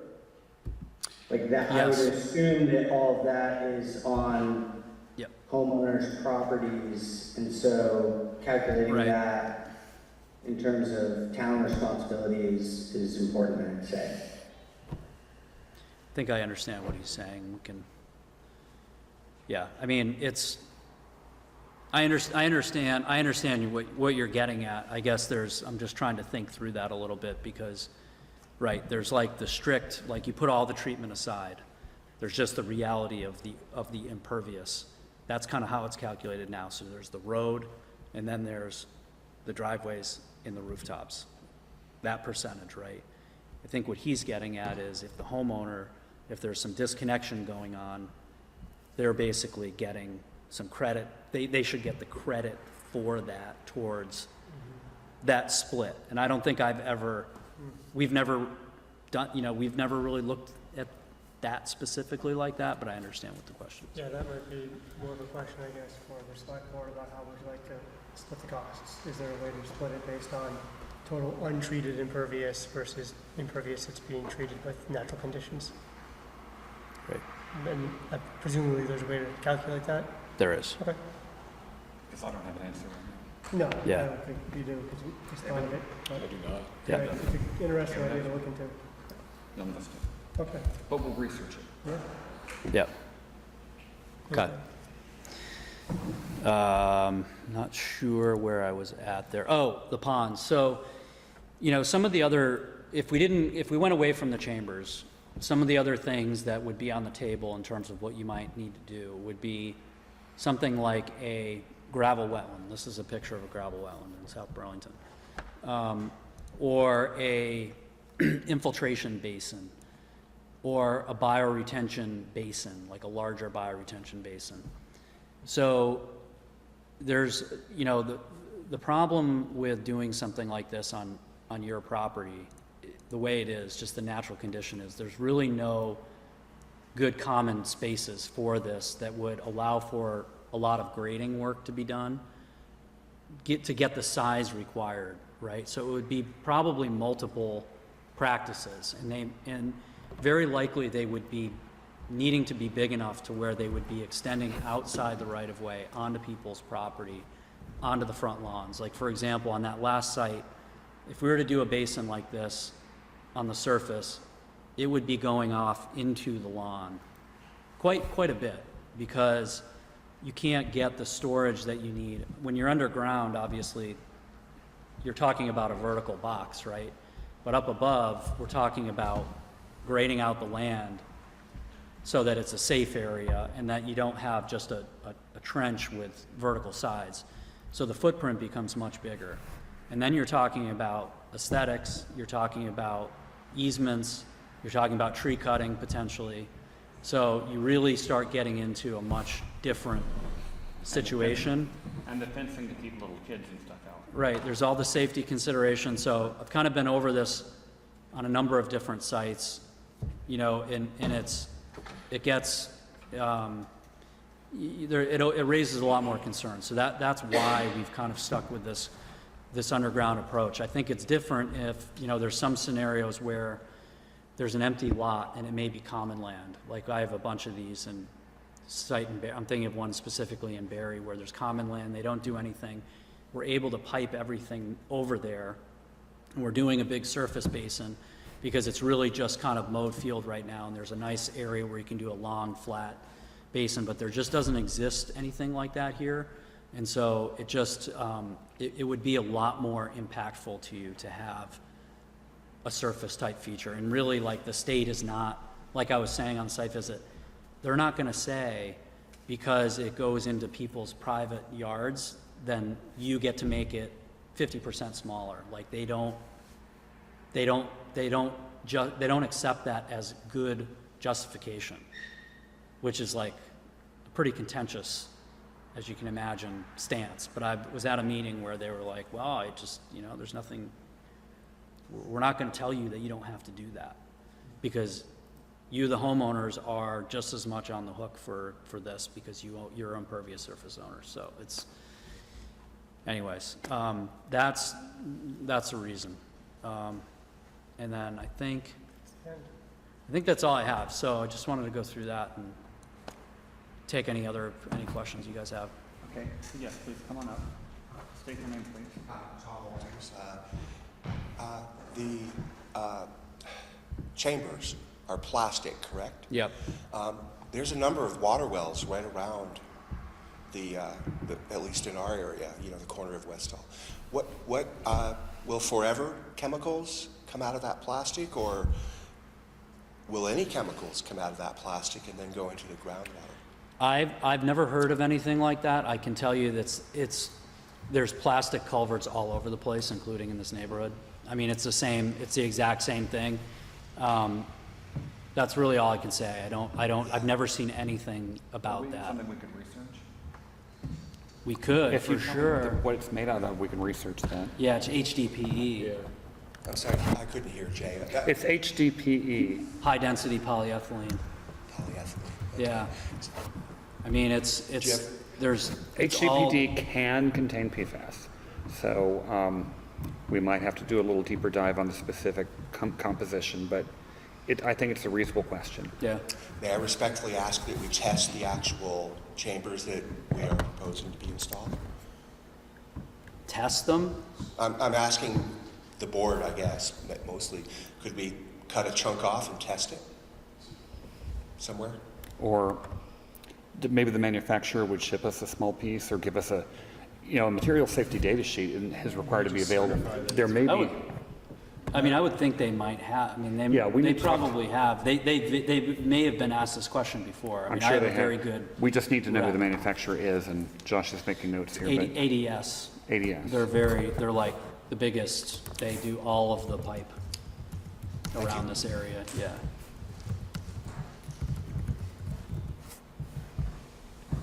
Yeah. They are reducing the PFAS contamination. Could you say a little louder? The government's restricting the use of PFAS chemicals in HDPE plastic now. But we'll try to get something more specific, because I think it's a perfectly reasonable question. Yeah.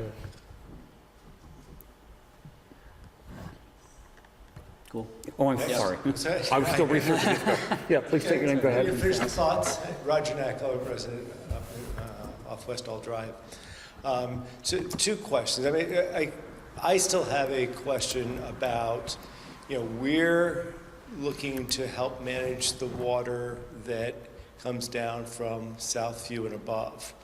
And, we're sort of being the ones that are grandfathered into this because we've lived there longer, but that development came about in 2001 also. And I just have to say that seems so arbitrary that this was selected. I just want to get that on the record. Second, what's the cost? Yep. I don't think we've heard any cost estimates. I have an initial cost estimate, actually, which I just sent to Josh.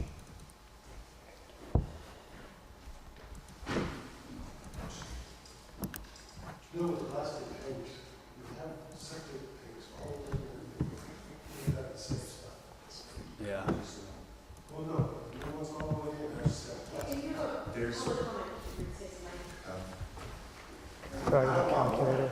Oh, you calculated Well, it? Dana I'll show you Bianchi up here, in but Southview, I'm just trying to make it's out the point that everybody put try in to show what it would be septic per. tanks, all plastics, So the let same me stuff. pull up So yours if that's first. your I think point, that's right, like 6. we need to start, I guess, managing that somehow. If you don't want any more going in, they're going in. I'm just pointing out to you. not near my well. And I don't, I mean. Oh, okay, I thought it just said it's downstream. Tanks up there are made of material, but B, it costs us nothing to do a little research and find out what the particular composition is. I just looked at 3 or 4 websites and they're all saying that it can. Yeah, that's what I've seen Sorry, I too. should be able to, but And how long, sorry. Oh, we And can't- my what happened question, to the a Zoom? follow-up, I happen to teach at Burlington High School, so I know a little bit about materials that are used now, Oh, it's okay. and, We're having a- we're 5.5 years out of being out of our building. How long has this material, HDPE, been manufactured, and how do we know what sort of material safety there is long-term over a 30-year lifespan? So I'd want to make sure that we were considering all of that so that we weren't looking at the next, major problem. The next lead paint, the next asbestos. Right. That's a good point.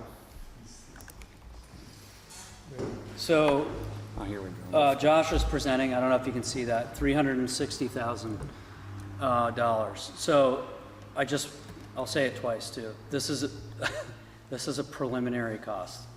This is just preliminary. This will change.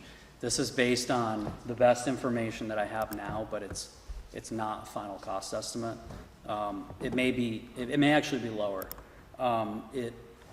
It's based on ADS, who makes these, gave me kind of their rule of thumb cost for the chamber itself. So like the delivered chamber and then everything around the chamber, which includes the stone, and it includes the effort to actually install it. So that's actually shown in the first column, the left column. 60,000, 20,000, 40,000, 20,000.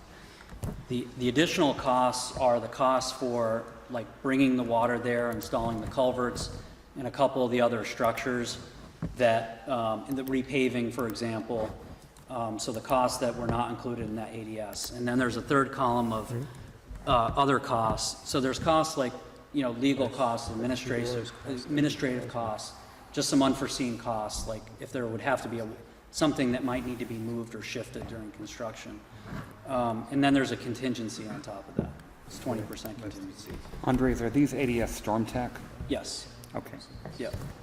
So that's the best that I have now, and once we take the next step and fully engineer, we'll have a better cost estimate with more itemized information like sand, stone. It'll be a better cost estimate with more refined data, but that's just a starting point. And then I took that and put it into a bit of a cost calculator to look at what would the cost be for private impervious total, town of Richmond impervious total, and then the cost per property is about $47.81.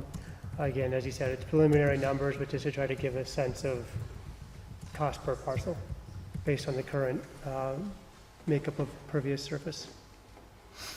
If you were to put these under the road in all 4 cases, what do you think that would do to the cost estimate, as opposed to putting it on proper? Putting them all under the road would just increase the cost strictly from the standpoint of having to rebuild the subbase of the road and then repave the road. Paving's expensive, so I mean it would up the cost. There's plenty of these that we do that are under pavement. It's not a big deal. I mean, you can run trucks over them. You can, so it wouldn't in no way hinder your ability to use the road, run a fire truck over it or anything like that. It would just be, the added cost. Well, during construction, obviously, it would be a problem for people. There'd have to be one lane closed or whatever, maybe one lane closed, alternate lanes or whatever. So it'd be a hassle during the construction, and then the cost of the rebuilding of the road. But it's totally doable. I think that's something that we should look at so it doesn't impinge on private property. And the hope right now is that it would still be within the right-of-way limits of the town road. And so we're operating under that assumption right now based on kind of the best available data in terms of where that right-of-way line actually is. But the hope would be to keep it fully within the right-of-way. And, I mean, during construction, on some of these, there may be a need to be somewhat on private land, but like the goal would be permanently to have them be within the right-of-way of the road. Jay, do you want to go to the chat at all? Is there, oh yeah, there. Let me see if there's any actual questions. Yes, there's some comments in the chat about why people are on the hook, etc., but I'm not seeing any questions per se. If anybody in the chat does have a question that they'd like to say this is actually a question, they're welcome to, or they can hop online and raise their hand and we'll call on them.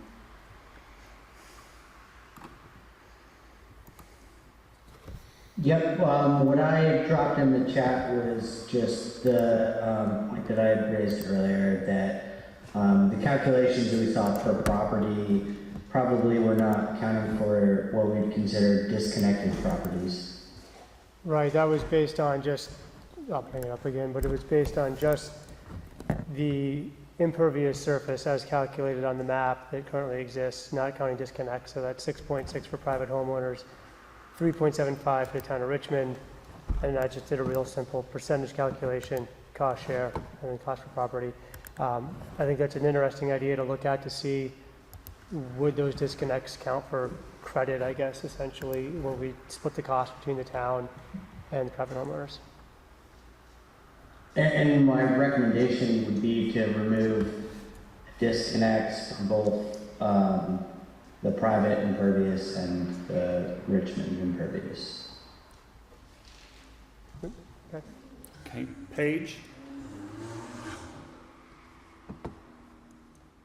Paige, you're muted. Hi, yeah, sorry. Apologies, I could not be there tonight. 1 week I was out of town this summer, but I think someone sent along to Josh some questions that we had, and I apologize if you've already covered this, but in some of the early communication about this, you talked about disconnection and that you would visit each property and look at, our gutters draining to lawn and things like that. So I guess our expectation was that there might be more disconnection, and my beef is more towards the state of Vermont, but they have lots of information online about how to disconnect, what you can do. And if we're doing all these things, why aren't we getting credit for it? Right. And Mhm. thirdly, I had Storm Smart come out to my property in particular, and the guy was like, you don't put any water into the stream and into the system because it all drains to this kind of low area and sits there. So, I'm obviously I'm part of this neighborhood, but it's a real hard pill to swallow. And I guess I feel that if the state is publishing this information online and you can, divert your gutter and send it to lawn, and if we're doing that, we should get credit for that. Right. And I apologize if you already covered that. And then another thing, I just sort of my observation about the chamber placement, and thank you, Andres, for your presentation. It helped it make a lot more sense. But my observation is, you're putting these within all these like limitations that the state gives you, and they're not necessarily placed to collect the most water. And, it's just part of the ridiculousness of all of this. So. Well, yeah, I can try to respond to a couple of those. Thanks for your questions. Yeah, I think, we did do a comprehensive disconnection analysis. I know a lot of people may not have seen us, but I talked to the crew.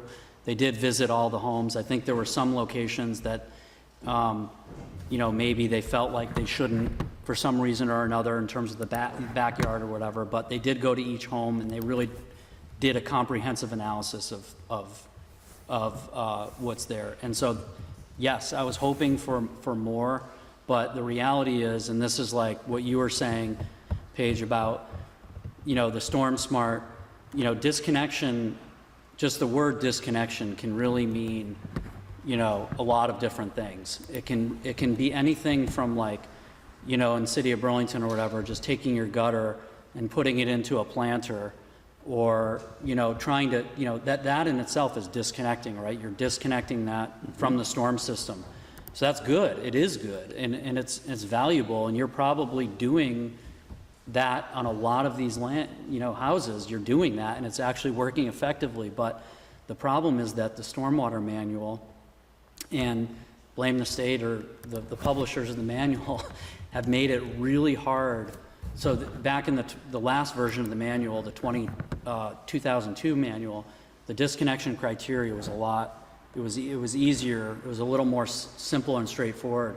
It's just become a lot more onerous, and it depends on the soil type, but it really depends on the slope, and they're asking for a lot of length to meet that disconnection. And the reality is that you can't, in a lot of cases, meet it when you're on kind of a mountainous subdivision like you guys are located. I mean, the slopes are too steep, or the water is concentrating into an area where it really needs to be kept in this like very diffuse pattern. It needs to be kept on like a very flat, broad plane to be disconnected. So we're just not meeting it.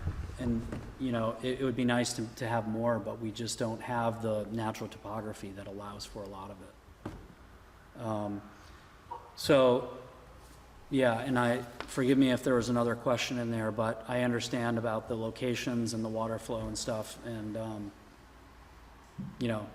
we're trying to, the plan that we presented, we're really just trying to grab as much area as we need to, really nothing more, to kind of meet the minimum standards is what we're trying to do. So, but I understand that there's other areas where people, on the site walk have kind of identified areas of where there is runoff and flow, and like I understand that. I appreciate that. At some point, there's going to be a diminishing return to it. You take one gutter, it really has no impact. Yeah. And another big question, and Sarah's our sort of our lead on this, and she may have better input being more trained in the legalese, but the recent law passed by the legislature, 481, talks about the responsibility and will the state accept this without any HOA on it? Because I don't think you're going to get an HOA in this neighborhood. There's or I mean, you're going to get maybe, a certain percent of the people to do it. And that's just the legal implications, and their language in that is just absolutely ridiculous. Like, we can't make you form an HOA, but you have to form some other legal entity to satisfy this. And, Right. it's just crazy. Paige, I don't disagree. If you look toward the end of the 481, there is a section which is a lot less than I'd hoped for. I was very disappointed with the bill as it wound up being passed, because when all of us from Richmond who went and testified made our case, the members of the committee all essentially agreed that we were in a ridiculous situation where the residents of Southview were being held responsible simply because there was an orphan permit up there, and how ridiculous that was. And I in particular said that it was, we have no means really legally to compel the people in Southview to pay for this. We can only charge Southview for this if 50% plus one of Southview residents agree we can. That's no answer. That leaves us with a project that we are required to put in and no means to pay for it. But toward the end of H41 is a section that said the Agency of Natural Resources is required to publish guidelines by some fairly soon deadline. Among other things, how do we handle a situation where there is no HOA? If they're going to tell us to do this, they need to tell us how. And those guidelines have not been written yet, but the H41 requires them to be. So naively, I'm hoping that what comes out in a year or two will set some path forward. But right now, I completely agree. The final product that came out of the legislature, I don't think it satisfied anybody. About the only good thing it did was it pushed out the deadlines. And do we have to get this in order to get these ARPA funds? Is that correct? Yeah. Yep. Should have extended that much. Sorry, but So we need to provide the state with an administratively complete application by the end of September. And my recommendation is actually, we would like to be able to have it in even earlier than that by the end of August, because they're going to be so flooded with applications that I would prefer to get it in sooner so that the person receiving it can log it in and everything and make sure that it's in there. So that's administratively complete. So the administrative checklist is basically making sure that we have the narrative, the engineering feasibility analysis, all the soil borings, the survey, we have a site plan, we have the modeling. So we have all that now. We're still working to refine the plan. And so I think, my suggestion would be to try to just push ahead to meet that deadline, submit it with the plans, with the understanding that once it goes in, there will be probably at least 6 months or so before anybody would even look at it for the technical review. And in that time, we can kind of work out some more of the fine tuning of the design at that point. And then supplement, to the application, say, at the end of the year or whatever, over the winter or whatever, while that's going on. But at least then you meet the deadline of your grant, making sure that you have, the components of the application in. In a sense, the state is requiring us to submit a rough draft. They are. I mean, truth be told, they would hope that it would be as a final draft, right? Right. Yeah. But I'm just, it's kind of the best thing we can do at this point. Given that they've given us a moving target, Yeah. I don't see, they may say we'd love a final draft, but at this point, I don't see how really we could. Right. And I mean, and another thing to bring up is the cost of that final draft is probably another $30,000. And the board agreed to move forward with this because there was a grant for $30,000 for the engineering and $20,000 for the permit. So getting to that final draft is, I think, another decision point, as we talked about last fall. And even just where we're at with the NOI right now, I think your bid was $32,700, and there's been some cost overruns. Seems like you're in the fund, because I think you said to get to the NOI, we're going to be at about $39,000. So we will be over that. We will be over the grant money at that point too. Right. Yeah. No. The original proposal was to take it to the conceptual level, and then the phase 2 was basically the extra for completing the yeah. But like we talked about, to try to not do the full phase 2, right. Pare that down so we don't go so far over the 30, and then that would be another decision point in the future of getting towards final design, because where we get the funding for that. Okay, Sarah?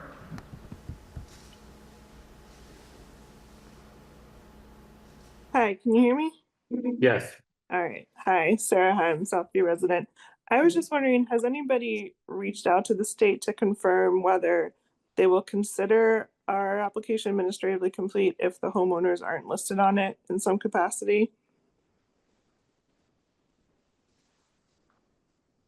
The attorney's advice is to continue to write that type of a letter, like we did when we put in the NOI with a letter of intent.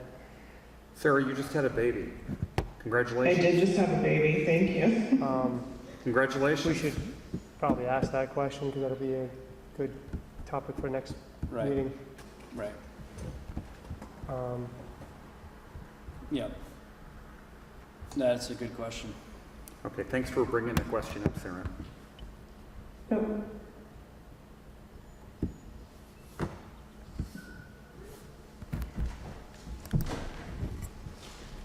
Questions? By all means.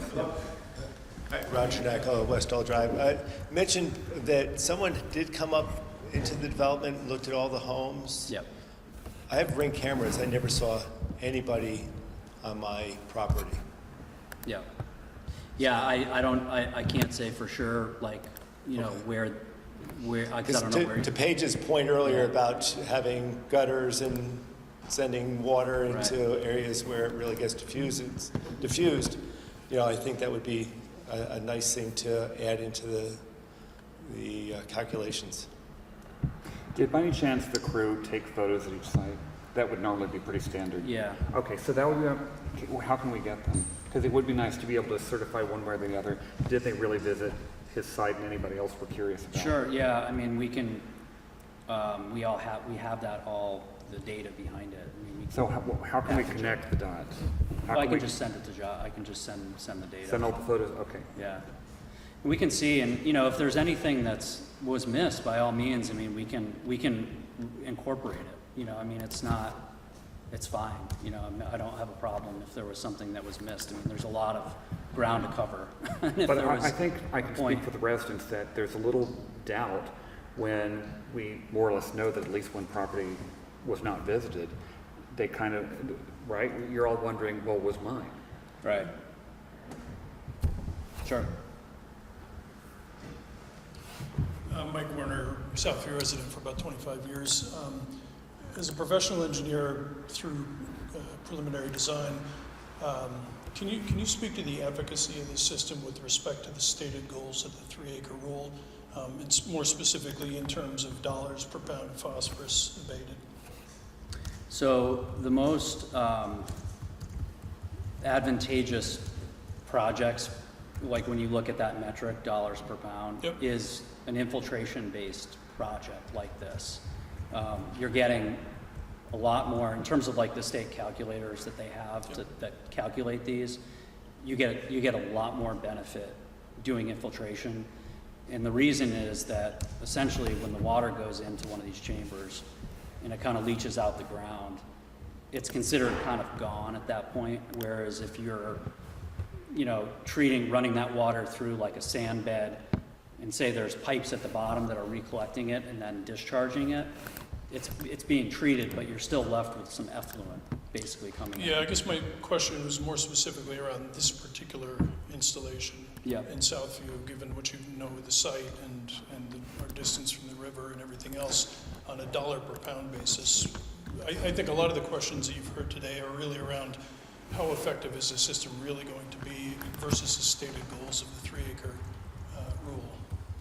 Yeah, so we, in terms of like the 3-acre rule, that's not a requirement to actually calculate that out.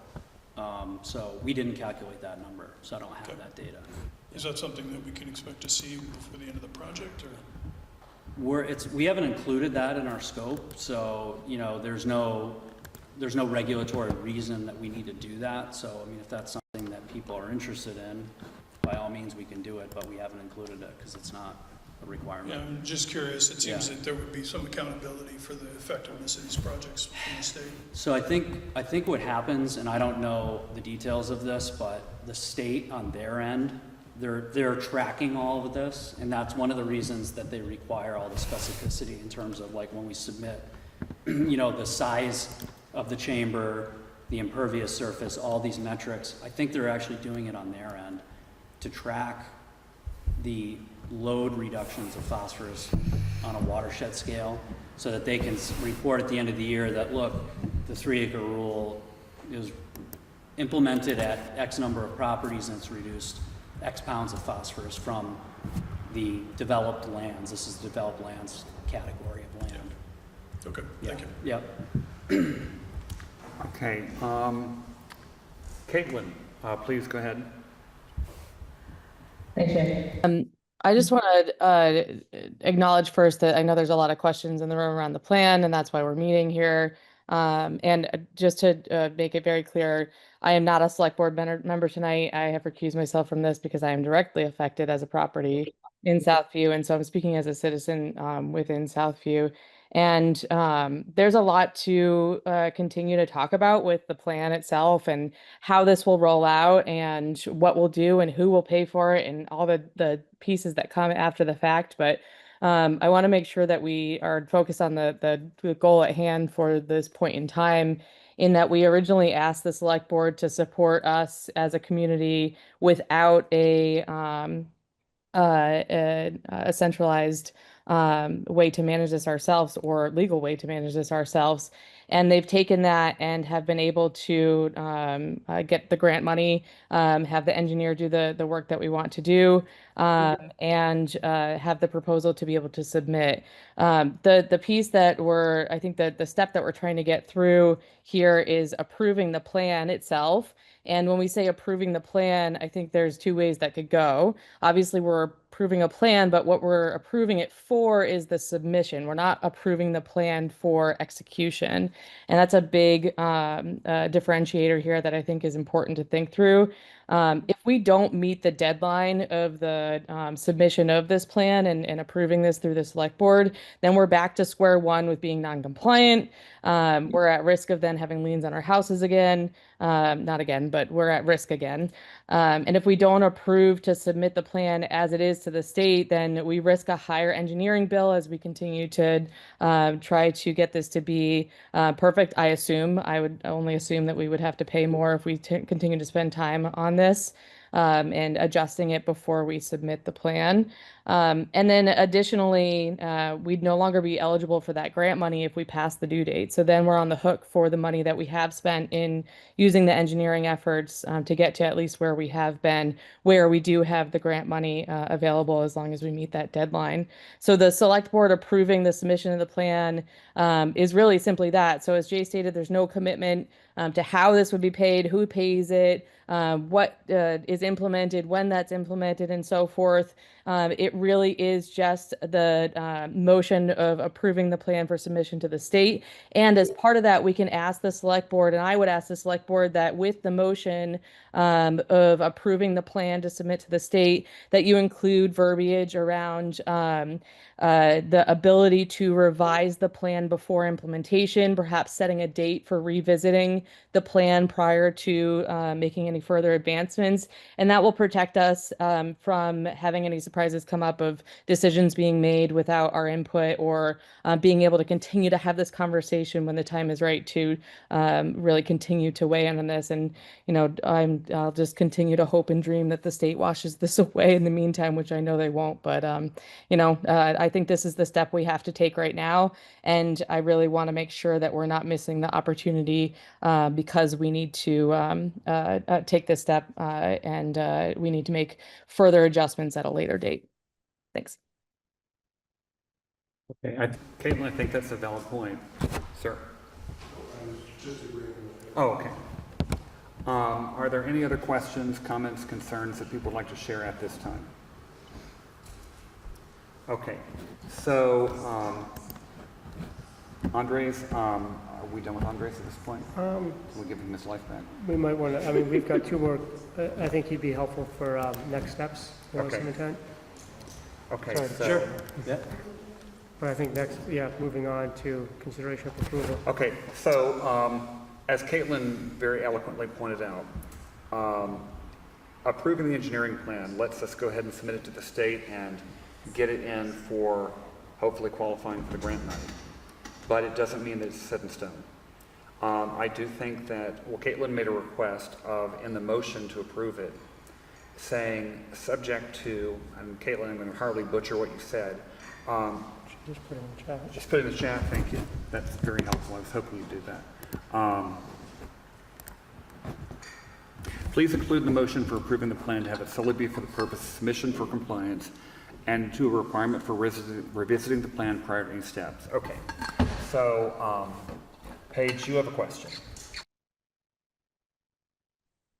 Yes, thank you. And sorry if I missed this earlier, but is your plan to submit this as just the town with nobody, no HOA or no neighborhood or anything? And is the state likely to reject it because the neighborhood is not on it? Yeah, that was a question we had earlier as well. When we submitted what was the first one? We said notice of intent. The initial notice of The intent. initial notice of intent. Yeah. When we submitted the initial notice of intent, we submitted a letter with that said that the town was not going to accept full responsibility for the permit, and the homeowners weren't yet organized or are not organized into a homeowners association, essentially. So we submitted that along with the initial notice of intent. I imagine we would submit a similar letter with the notice of intent. We'll, of course, consult with our attorney to see what he wants to do. And then we talked about reaching out to the state to ask if they'll accept that as an administratively complete notice of intent. Right, and actually, now that I'm thinking of it, I think when the town submitted the notice of intent, that was actually, the notice of intent is essentially just like the title page, right, with the town of Richmond located on it. That was actually the notice of intent. We submitted it as incomplete, based on Terry's guidance. Remember? So this was, so the notice of intent is in. What's missing is all the technical appendices and application components that they would need to deem it to be a complete, administratively complete application. But the notice of intent, I think, has been submitted. But I think we still have to check with them about About having them approved, right. Yeah. Right. Okay. Okay, so I'm looking, Bart Hill's not here and Caitlin can't debate this. So that I'm looking at the two of you for your opinions, or whether you'd like to make the motion to approve, and you're not required to include Caitlin's language, but you're welcome to if you wish. Adam, David, what do you think? I guess my only question would be, if we include this language, is it more likely to get bumped back because they think we are submitting this specifically just to change it later? I don't know how that works. Sorry, can you say that Yeah, again? if we like try to put language in that like this is subject to change and all that, is the state going to just say, No. well, if it's so subject to change, like figure it out and come back to us when you know what you're doing? I mean, I guess I don't have any sense of like how that process is working right now. Right. It's a good question. I don't know exactly how the state will respond. I just know that the whole idea with this deadline that they have is they want they want to show that you have commitment to following through with the process, because basically the money doesn't run out now. It actually runs out in September of 2026, but they want to make sure that they have enough time to review for the project to go through the review process before the money really runs out next September 2026. So it may be fine because it shows commitment. It has the notice of intent. It's got all the pieces.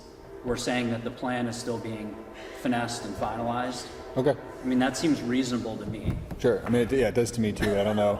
Yeah. Yeah. Yeah. I think we include a cover letter saying that we don't have all the application, or the town doesn't take responsibility, but we have no co-applicants, and also we're going to change it. It's like, at what point are they like, you guys haven't really done anything? I don't know. Well, they can always come back and tell us, and our attorney can dress that up. Yeah, I saw Caitlin. Did you have anything you wanted to share? Okay, Caitlin, go ahead. Adam, to your point, I'm proposing to just put that in the motion to approving the plan. I don't think it needs to go in the cover letter at all. I don't think the state needs to understand that that you all want to get back to the conversation with the neighborhood affected. Makes sense. Yeah. Okay, so it's another step forward.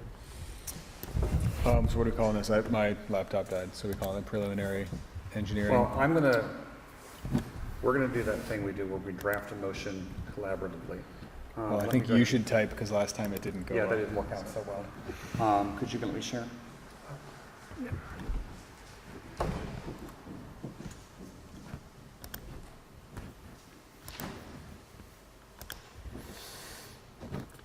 Okay.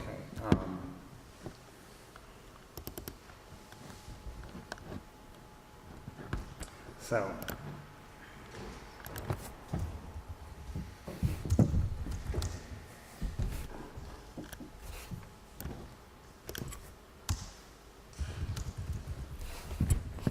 And this is a first draft. We're going to look. Yes. Preliminary. Preliminary. Thank you.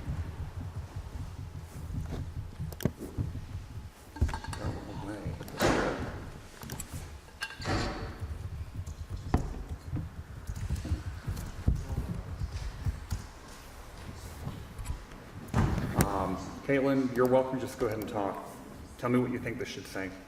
I think that's fair in what I was looking for. I would ask others in the room how they feel. I mean, obviously I'm just one person here, but I think that this captures that we have this stipulation to have the plan to be revisited. I might push back on the revisited and have it be revisited or revised, potentially, just to say that we could change it. Yeah. Something like that? Should we specify? I shouldn't be the only one here, though, other people in the room. Sorry, I couldn't hear both people. Should we specify which preliminary engineering plan, or is that enough? What would we need to specify here? I'm all ears. The watershed consulting preliminary.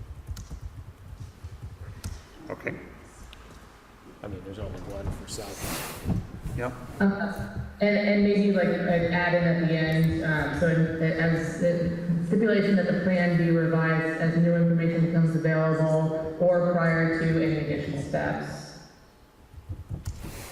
Can we change stipulation to like understanding or something? Stipulation's like. Sorry, I'm an English major. Okay. Sorry, Jay. I wasn't sure if that was a Caitlin thing. It just seems very like legal and formal, and I don't think we have anything resembling So that. it reads as present. I move we approve the watershed consulting preliminary engineering plan for the Southview 3-acre permit with the understanding that the plan be revised. Maybe plan may be revised as new information becomes available or prior to any. I'm going to say one more thing.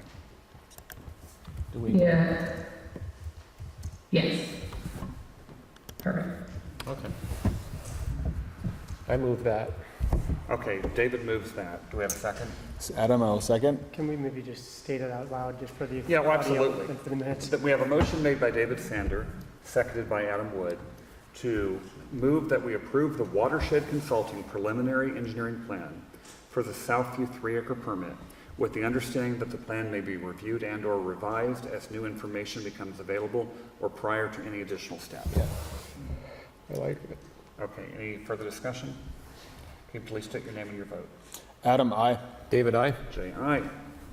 Okay, thank you. Let's see, the next item on the agenda is discussion of next steps for completing the notice of intent. So, next steps would be to prepare the application materials, which would be the modeling, the narrative. There's 6 different components of the application, so assembling the application materials. I think what I would suggest at this point is refining the plan slightly. We can add a little bit more detail, basically just clean them up for what I would call a progress plan submittal. So the plan would be stamped draft or progress plan, so it would not be a final plan. But it would be kind of in a state that people could review it and understand kind of what we're doing and compare against all the standards in the manual. So we would prepare that, and that would be a package I could send to the town once it's done, and then we would prepare to open up the application that's already on the state portal and basically submit it.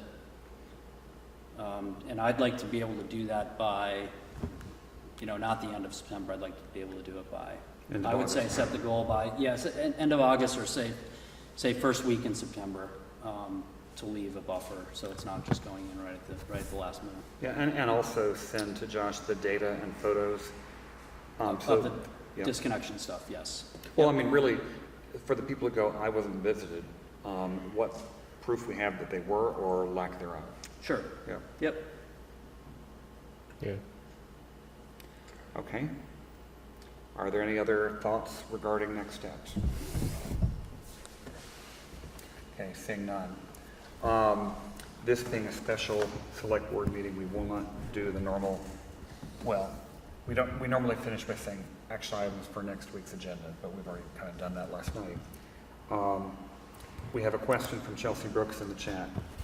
Okay, if the town are the ones submitting the application and plans, the towns are the one applying for the grant. The town is the one accepting the grant money. The town will be the permittee for it to be considered administratively complete. What happens if the state won't deem this complete without the homeowners joining unless the town takes full responsibility? With deadlines and money on the line, what will happen? We do not know the answer to that. Okay, so I was going to say, I can't think of anything else besides adjourning. Would anybody like to make a motion to adjourn? I just have a couple of closing comments. Please do. I want to thank everybody for coming out tonight and spending 2 hours talking about this with us. I felt the last time we met, it would be a good idea to meet at your homes to actually see the project, and instead of looking at two-dimensional maps, to actually look and talk to the homeowners and hear stories about recollections of where the water flowed and answer questions about the efficacy of certain situations. This is democracy in action. This is a great example of everybody coming together and solving issues collaboratively and working through solutions collaboratively. So I sincerely appreciate your time and your effort in all of this, and I think this is a situation that we can work through together as we did tonight. So thank you. Agreed. Motion to adjourn. Move to adjourn. Adam, second. We have a motion made by David Sanders, seconded by Adam Wood to adjourn. Any discussion? Seeing none, please state your name and your vote. Adam, I. David, I. Jay, aye. We are adjourned. Thank you all so much for coming, both remotely and in person.